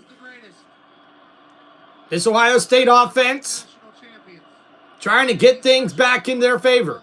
Trailing by 3. Ball here at the 36-yard line. In the pistol, hands it off. Donaldson left side, and Donaldson with about a 4-yard run. He was tackled from behind, and he gets it up to the 41-yard line. 2nd down coming up here for the Buckeyes. You get it. Miami defense for some reason. Heck yeah, guys. I really appreciate y'all. Don't forget to please hit that like button, subscribe to Tim Reynolds Show, and guys, if you have any football questions or shout-outs you'd like to make, hit me up in the chat here with those super chats. Appreciate you guys. All right, so 2nd down and 6. Julian Sain in the shotgun, 3 wide receivers to the right, including the tight end who's in motion, and now Sain under pressure goes down for the sack, and Miami comes up with a huge play when they needed it the most, and that's going to set up 3rd down and long. And Julian Sain in the shotgun here. Miami sends number 31 in on the blitz. He comes almost unblocked, runs over the running back, Bo Jackson, and takes out the quarterback. What a play. 31 just bulldozes the running back in pass protection, and Julian Sain ends up on his back. Ray Lewis, Michael Irvin, and Jason Taylor on the sideline there on Miami's end. And now looking to throw. Julian Sain, 3rd and 15, downfield. It's caught Jeremiah Smith with another clutch grab, and it's a first down, Buckeyes. Wow, can this guy not do anything? I mean, oh my goodness, it's a curl route in between 3 defenders in the zone coverage, and Julian Sain puts it right on his receiver. What a beautiful throw, and that goes for a first down with a gain of 16, and you can see the Miami Hurricane faithful are tired of seeing Jeremiah Smith catching all these footballs, and now in the shotgun, 1st and 10, looking downfield, and incomplete. That was a terrible throw from Julian Sain looking for Carnell Tate, and he's lucky that one wasn't intercepted. So, wow, guys, you see here, if the Buckeyes can give Julian Sain enough time to throw the football, if he's targeting Jeremiah Smith, it's a completion almost every single time. Dude, Jeremiah Smith is shredding this defense right now. Dude, what's going on, man? We got Gig Life Unleashed. How we doing, bro? So now here we go. In the shotgun, under pressure. Julian Sain. Oh, no, he's under. He gets rid of it somehow. Bo Jackson with the catch and run. But we've got a flag on the play, and this one's coming back.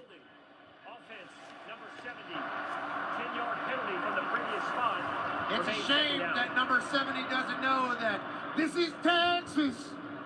You can't hold them. We got a game here at Cotton Bowl. Congratulations, D-Buck, making up for your drop last time. I didn't drop it. I caught it. As long as you catch it, you're good. Mike Irvin's over there. He made a lot of chest catches. He said he would be okay with pain. That's why he is different than... Dude, appreciate you there, Star Danish, man. Thank you. Yeah, guys, believe it or not, that was the first accepted penalty of this game here. So after that holding call, it's 2nd down and 20, less than 7 minutes to go. The ball all the way back now at the 38-yard line. And Sain's in the shotgun by himself, a 5 wide receiver set. Blitz coming for Miami. A nice throw and a big hit makes that one go incomplete. And Carnell Tate was the intended receiver, but number 8 lets him have it. And what a hit to knock that ball loose. And that might have been number 6 as we see the replay here. I thought it was Thomas, number 8, and that's exactly who it was. And oh, Carnell Tate got a little scared there. Couldn't step up and make the catch. I thought it was a nice throw by Sayin, but what a better clean tackle there by number 8 to force the incompletion. All right, thank you guys. Make sure you hit that like button and subscribe. And now Julian Sayin in the shotgun. 4-man rush. It's a 3-man rush, actually. Sayin's in trouble, gets rid of it, and Donaldson's tackled in the backfield. And even though Julian Sayin gets rid of the football, it's a backward pass, and the running back goes down for a loss. And Michael Irvin's fired up on the sideline, baby. And he should be. The defense is coming up clutch for Miami, and it's 4th down and 22. And now, when they punt this football, there'll be less than 6 minutes to go in the 4th quarter. And if Miami can pull out a big 8-minute drive like they did on their first touchdown or second touchdown drive, it could be over here, folks. Another one? I'll tell you what, that was a massive punt there by McGuire. So after a big punt, looks like a penalty here. We'll see who it's on. Have that re-kick. He murdered that ball. Oh, and it's a false start or illegal formation on the offense, and they could force him to re-kick here. I would. Illegal formation, kicking team. More than 4 players lined up in the backfield. 5-yard penalty from the previous spot. Remains 4th down. And that's a bad penalty for Ohio State. That punt was beautiful, and it pinned Miami at their own 10-yard line. So with the penalty, they'll force Miami to re-kick here. Oh, boy. The punter just hit a bomb. Can he do it again? That is the question. So now 4th and 27, and looking for another nice kick from his punter here. Because otherwise, Miami, if they're able to score, they could put this game away here on the next drive. So under 6 minutes to go in the 4th quarter. And this one, a big difference of about 20 yards as Malachi Toney makes the fair catch at the 30-yard line instead of the 10-yard line. That's a big difference here. And now coming up next, it's this Miami Hurricanes offense, and Carson Beck and this Miami Hurricanes team have a chance to put this one away against the former national champion Buckeyes. Will they make it happen? Guys, let me know in the chat, and let's find out together. I appreciate y'all. You know, guys, I got to be honest with you, man. You know, Monday Night Football was the best live stream that we've had on Tim Reynolds Show to date. And what a way to end 2025 for us to have such a successful live stream on Monday night. I want to give you guys a big shout out here for tonight as well. The chat has been very interactive, guys. It's hard for even me to keep up with everybody chiming in and saying all the really nice things. Like, dude, honestly, man, this is awesome. Bro, Florida State's way better right there, buddy. But I like you, by the way. And you like the Buccaneers? Heck yeah, Sean. Big Buccaneers fan, man. Die hard. Hope you're doing good. So thank you guys so much from the bottom of my heart, man. I really do appreciate you guys showing a lot of love in the chat. 3 things I love about this new year. You guys are family to me, football, and Jesus. Happy New Year. Ty the Sports Guy, appreciate you, man. Thank you so much, man. Oh, Star Dashman says a Cowboys fan? Oh, boy, man. Tough year for the Cowboys, huh? Roll Tide for the pod, sir. What's going on, man? So, yeah, once again, guys, just want to say thank you to all you guys. I really appreciate all the support, man. If you guys have any football questions, any shout-outs, or any just statements you guys would like to make, or maybe you guys just want to, you know, send a little New Year's gift or donation to the channel, please do so, man. I really appreciate any support that I can get here on the channel. Don't forget, guys, also that we've got channel memberships live on my YouTube channel as well. You guys can feel free to sign up for those if you're interested. But I just hope to have you guys back. Hope you guys like that button, you know, hit that like button, like the stream enough to do that, and subscribe so I can see you guys next time. You know, I try to keep up with the chat as much as possible to make sure I'm interacting with you guys. Oh, look at Steve says go blue. Got a Michigan fan in here, man. Let's go. Heck yeah. Dolomite, don't you start now. You take it easy there, Panther and Buckeye fan. But yeah, man, I really appreciate you guys. Thank you so much for making this New Year's Eve an even better one. I really do appreciate you guys. Just please make sure, hit that like button, subscribe to the channel, hit me up in the comments here, guys. And if you have any questions or shout outs, go ahead and hit me up with those super chats. I really appreciate y'all. Waiting to get back to the action here. And we'll see if Miami can put this football away. 56 left in the fourth. This game has been absolutely physical on both sides of the ball. Miami's defense has been flying all night long. Ohio State keeping up their end of the bargain. Let's see what happens these last 6 minutes of the game, D-Bud. Heck yeah, man. Doing great, man. Appreciate that, guy. Dolomite, thank you so much. Dolomite. Frickin', I hate that meme, dude. I hate it. So 1st and 10. Now from the 30. Carson Beck hands it off. Fletcher, he breaks loose. He's at the 40, 45, and down at the 47-yard line. And that's a huge first down. Hurricanes! And Miami's offense explodes for a huge run here. Fletcher Jr. on the right side, number 4, will take the inside zone on the left side. Beautiful blocking here. Malachi Tony, the receiver, comes in with the nice seal block on the left side to spring open the running back. What a great play. And that's a gain of 19 yards, and that it right there. Malachi Tony, the receiver with the lead block, set up that run. And now Fletcher with another carry. He gets across the 50 to about the 47-yard line. So that's a gain of 5. Again, 2nd down and short, and we're now under 5 minutes to go. And Fletcher Jr. will take a little bit of a breather here, a much-deserved one on the sideline. He's got 89 rushing yards and 25 receiving yards for 114 total yards and a touchdown here in this one. He could easily be the MVP of this game. So now Carson Beck, he's in the shotgun here, 3 wide receiver set. Ball at the 47-yard line. There's a blitz coming from Ohio State. Miami picks it up. Beck running for his life here. And Beck somehow gets it across the 45 to the 44. And that's better than taking a sack, as Carson Beck has ran at probably the best times that he could use a QB run. And now after that scramble, that's going to take us under 4 minutes to go here, guys. But a crucial 3rd down and 3 for the Hurricanes. Left in the 4th quarter. You're dancing with it. You think it's 4-down territory for Miami? Cristobal, super conservative. We've already learned that. But up 3, 4th quarter. So now from the 44-yard line, Carson Beck in the shotgun, quick throw, and the running back with the beautiful grab. He gets it to the 39-yard line, and it's a first down. Hurricanes! And the U with the big first down. And this one could be the biggest first down of the football game. Because now, at the next snap, we'll be almost under 3 minutes to go. And now, with this 1st down and 10 play, Ohio State will have to start using their timeouts.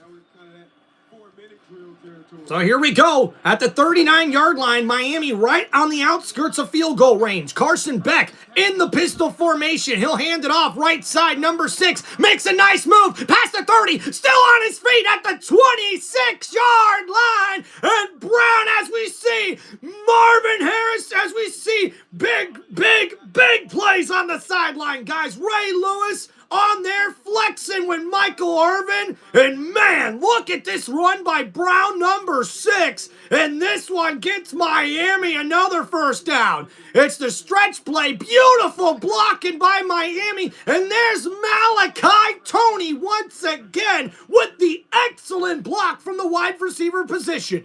And after that run, we're under 2.5 minutes to go here. 1st and 10 for Carson Beck. Ball at the 26-yard line. Handoff. Brown takes it up the middle. Nowhere to go on that play. 2:13, 2:12. Will Ryan Day use one of his timeouts before the 2-minute timeout? I don't like this for Ryan Day. They need the football back, and he's letting this clock go all the way to 2 minutes remaining. I do not like this strategy from Ryan Day one bit. Why are you not trying to call a couple of timeouts before that 2-minute break? If you're able to stop them by the 2-minute break and you don't have any timeouts left, that would be the ideal situation here. Force them to take the field goal, and then you have a chance of going downfield and winning this game. But they let it go all the way to the 2-minute warning? I don't know if I like this from Ryan Day, guys. This could be a big call by the coach for the Buckeyes. So, guys, let's go over this drive real quick. So we started out with the 19-yard run by Fletcher Jr., who definitely could be considered the MVP right now of the Cotton Bowl. But we see here, there was another 13-yard run by the backup Brown, number 6. We haven't seen even run the ball yet in this one, and he takes his second carry for 13 yards, and that one there sets up Miami at the 26-yard line, and after that last 1-yard run at the 25 is where Miami will have the ball with 2 minutes remaining. They're already in field goal range to make this more than a 3-point game, but somehow I think Ryan Day's just counting on his defense to get a stop here. I do not like the strategy of not calling a timeout before we got to that 2-minute timeout here in this one. But guys, the Hurricanes are moments away from one of the biggest upsets in college football playoff history. Wow. And after the big win against Texas A&M last week, if Miami's able to dethrone and beat the reigning national champion, who is going to be left to really beat this Miami squad? Well, if the next matchup goes the way we think it should, with Ole Miss taking on Georgia, the Bulldogs, I think we could see a matchup with the Georgia Bulldogs going up against these Miami Hurricanes, and man, wouldn't that be one hell of a matchup, guys. Thank you so much, everybody, for hanging out on the channel. Please make sure you guys hit that like button and subscribe to Tim Reynolds Show. And guys, if you have any football questions or shout outs, make sure you guys hit me up with those super chats. I really appreciate y'all. Georgia and Miami, epic battle. Heck yeah, man. Do you realize if Miami wins today, they would have to face the Dogs next week, Carson Beck? Well, the Dogs got to get through Ole Miss. But yes, and would Miami want it any other way?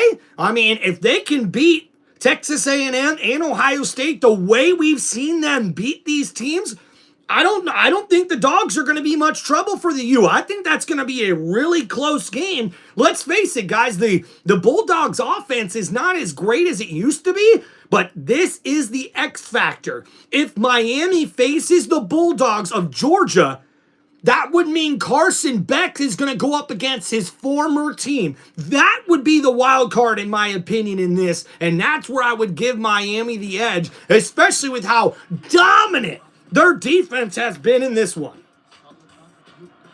Gabe, what's up, man? Welcome back. Happy New Year. Back in the days, the Miami Hurricanes players said, Robert, what's up, man?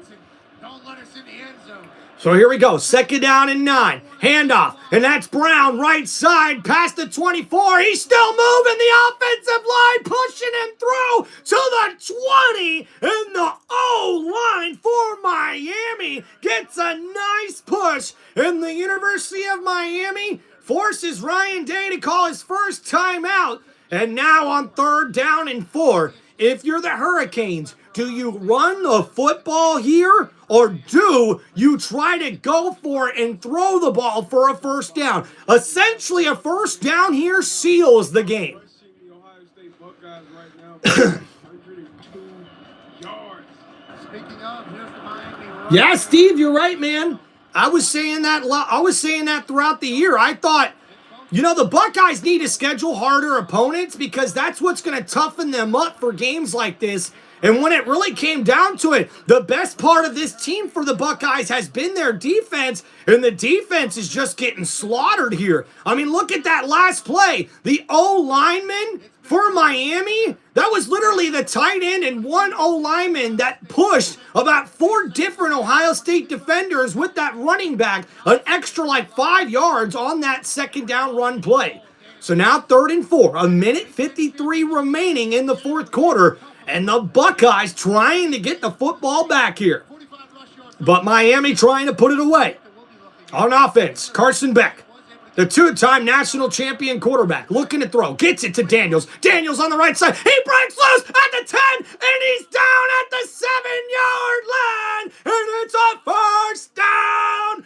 Hurricanes! And Ray Lewis and Michael Irvin are loving that on the sideline. And with that first down, that will essentially be able to melt this one away for Miami. Oh my goodness! And the perfect call. And once again, Malachi Tony, give him the MVP award with the block, the crucial block once again. His third big block on this drive springs loose CJ Daniels on that wide receiver screen play, and that one goes for a big gain to make it 1st and goal for the Hurricanes offense. A gain of 13 for CJ Daniels and a first down Miami.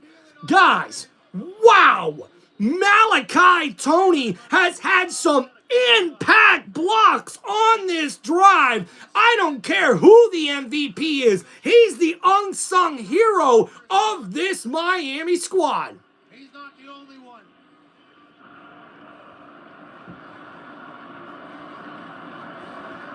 There's some Ohio State fans heading to the exits. What? Oh, come on. Get out quick before fists start flying. So now here we go, 1st and goal. Ball now at the 7-yard line. Carson Beck in the pistol formation. Hands it off. Brown, left side. Brown keeps the legs moving to the 5-yard line. And Ohio State will have to take their last timeout here, or maybe not. Looks like they're going to let the clock run here. They've got one timeout remaining, but Ryan Day knows they need a stop here. Ohio State. You see, guys, this is where it's crucial. If Ryan Day would have took a timeout before the 2-minute warning, this might have saved him here. Last year, 0 for 4 for the teams with the bye. So here we go, guys. It's coming down to the wire here in this one. It's coming down to the wire. People coming on the field, both sides. Got to protect that football if you're Miami. I believe these Buckeyes. So here we go. Beck in the shotgun. He'll hand it off. Brown, right side. Brown walks in for the touchdown. Miami and the Hurricanes put the dagger in this one. And with 55 seconds left, Shamar Brown, number 6, gets into the end zone for the 5-yard rushing TD, and Miami will pull off the big upset here in the 2nd round of the college football playoffs. Wow! What a play! What a play! Are you kidding me? What a game! What a game! Wow! Extra point is good for the Canes. And uh-oh. Uh-oh. Yeah, so I guess, Can we show that replay, see if this was a no-loss situation? Cristobal's pumped, as he should be. Shamar Brown has come in this 4th quarter and iced this game for the Hurricanes. Yeah, that's no loss. No loss by the Ohio State Buckeyes. So they're looking to score quick, connect on an onside kick and do it again. They thought they wouldn't have enough time to get the rock back. Fascinating decision. We'll see how it works out for them. I mean, I guess thinking about it, it's the only decision at this point in the game. You don't have a chance. Now at least you have a chance. While the things have happened, I guess. But Peyton Pierce right there, just let them walk in his zone. You know the call was given. Hey, just let him score. Wow, dude. What a game, guys. What a game, dude. I'm telling you this, guys. I was rooting for the Hurricanes when the college football playoffs started, but I didn't expect this from this Hurricane squad. Like, let's give it up, guys. We're seeing true football here from this Miami Hurricanes team. The defense has been dominant. The pass rush has been there. The tackling has been very good for this Miami defense. And then Malachi Tony. This guy is the unsung hero. Forget about what the stats say. This guy has come up with more crucial blocks than I could have ever seen. And hey guys, you're already seeing Ohio State Buckeye fans leaving the stadium trying to fight Miami Hurricane fans. Oh my gosh, dude. Come on. Come on. Lose humbly. Lose humbly, man. Oh my goodness. Ah. That's right, Avery. The U is back, baby. Damn.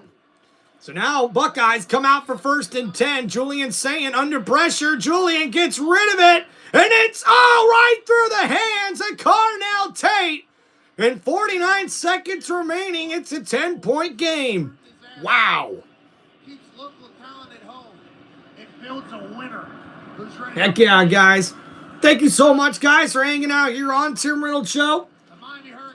All right, so let's get into our stat recap here, guys. Ohio State, they need to score quick here and get an onside kick. I don't imagine that's going to happen, but we'll wait to do the Ohio State stat recap once they finish with this final drive.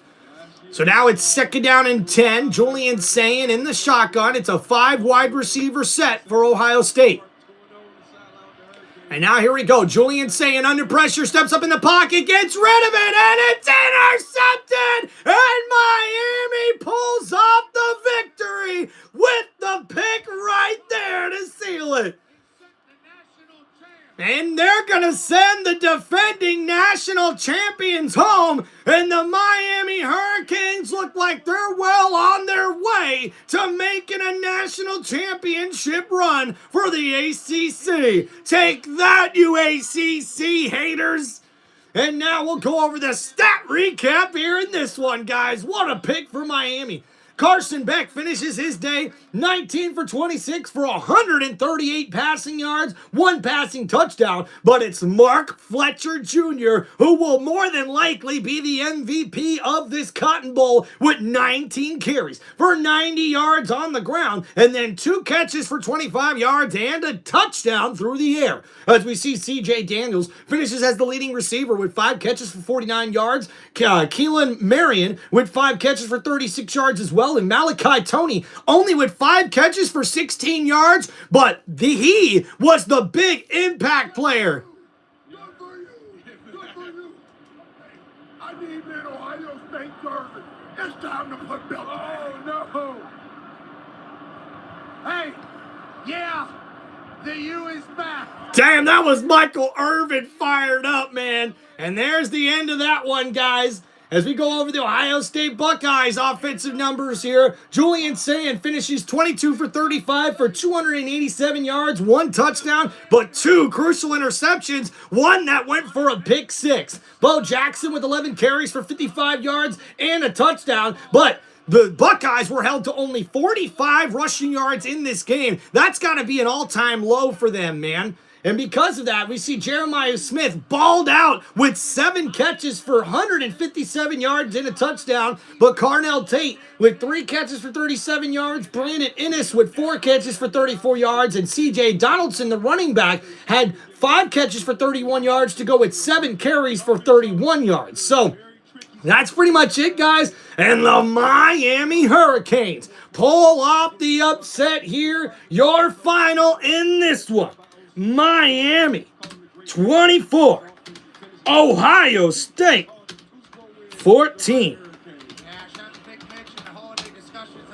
And a big win. I couldn't have expected to be this dominant of a win here, guys. But guess what? Ain't nobody doubting the U anymore. The University of Miami is back. And the Hurricanes may be national championship contenders after dethroning and knocking out the defending national champion Ohio State Buckeyes. Thank you guys so much for hanging out here for this live play-by-play here on one of the most electrifying sports entertainment channels on YouTube today. This is Tim Reynolds Show. Now let's go, and Happy New Year, everybody. Hope you guys enjoyed the play-by-play and the live stream. Appreciate you guys showing all the love in the chat, and thank you guys so much. Happy New Year to you guys from Tim Reynolds Show, and can't wait to see you guys in the new year. Peace out, everybody. We'll see you next time right here with another live play-by-play for some of the best commentary you have ever heard on one of the most electrifying YouTube YouTube channels, this sports entertainment channel right here on Tim Reynolds Show. Let's go. Peace out, everybody. Thank you for all the love, man. We'll see you guys next time. Peace out. On how the money went around DraftKings and how the Hurricanes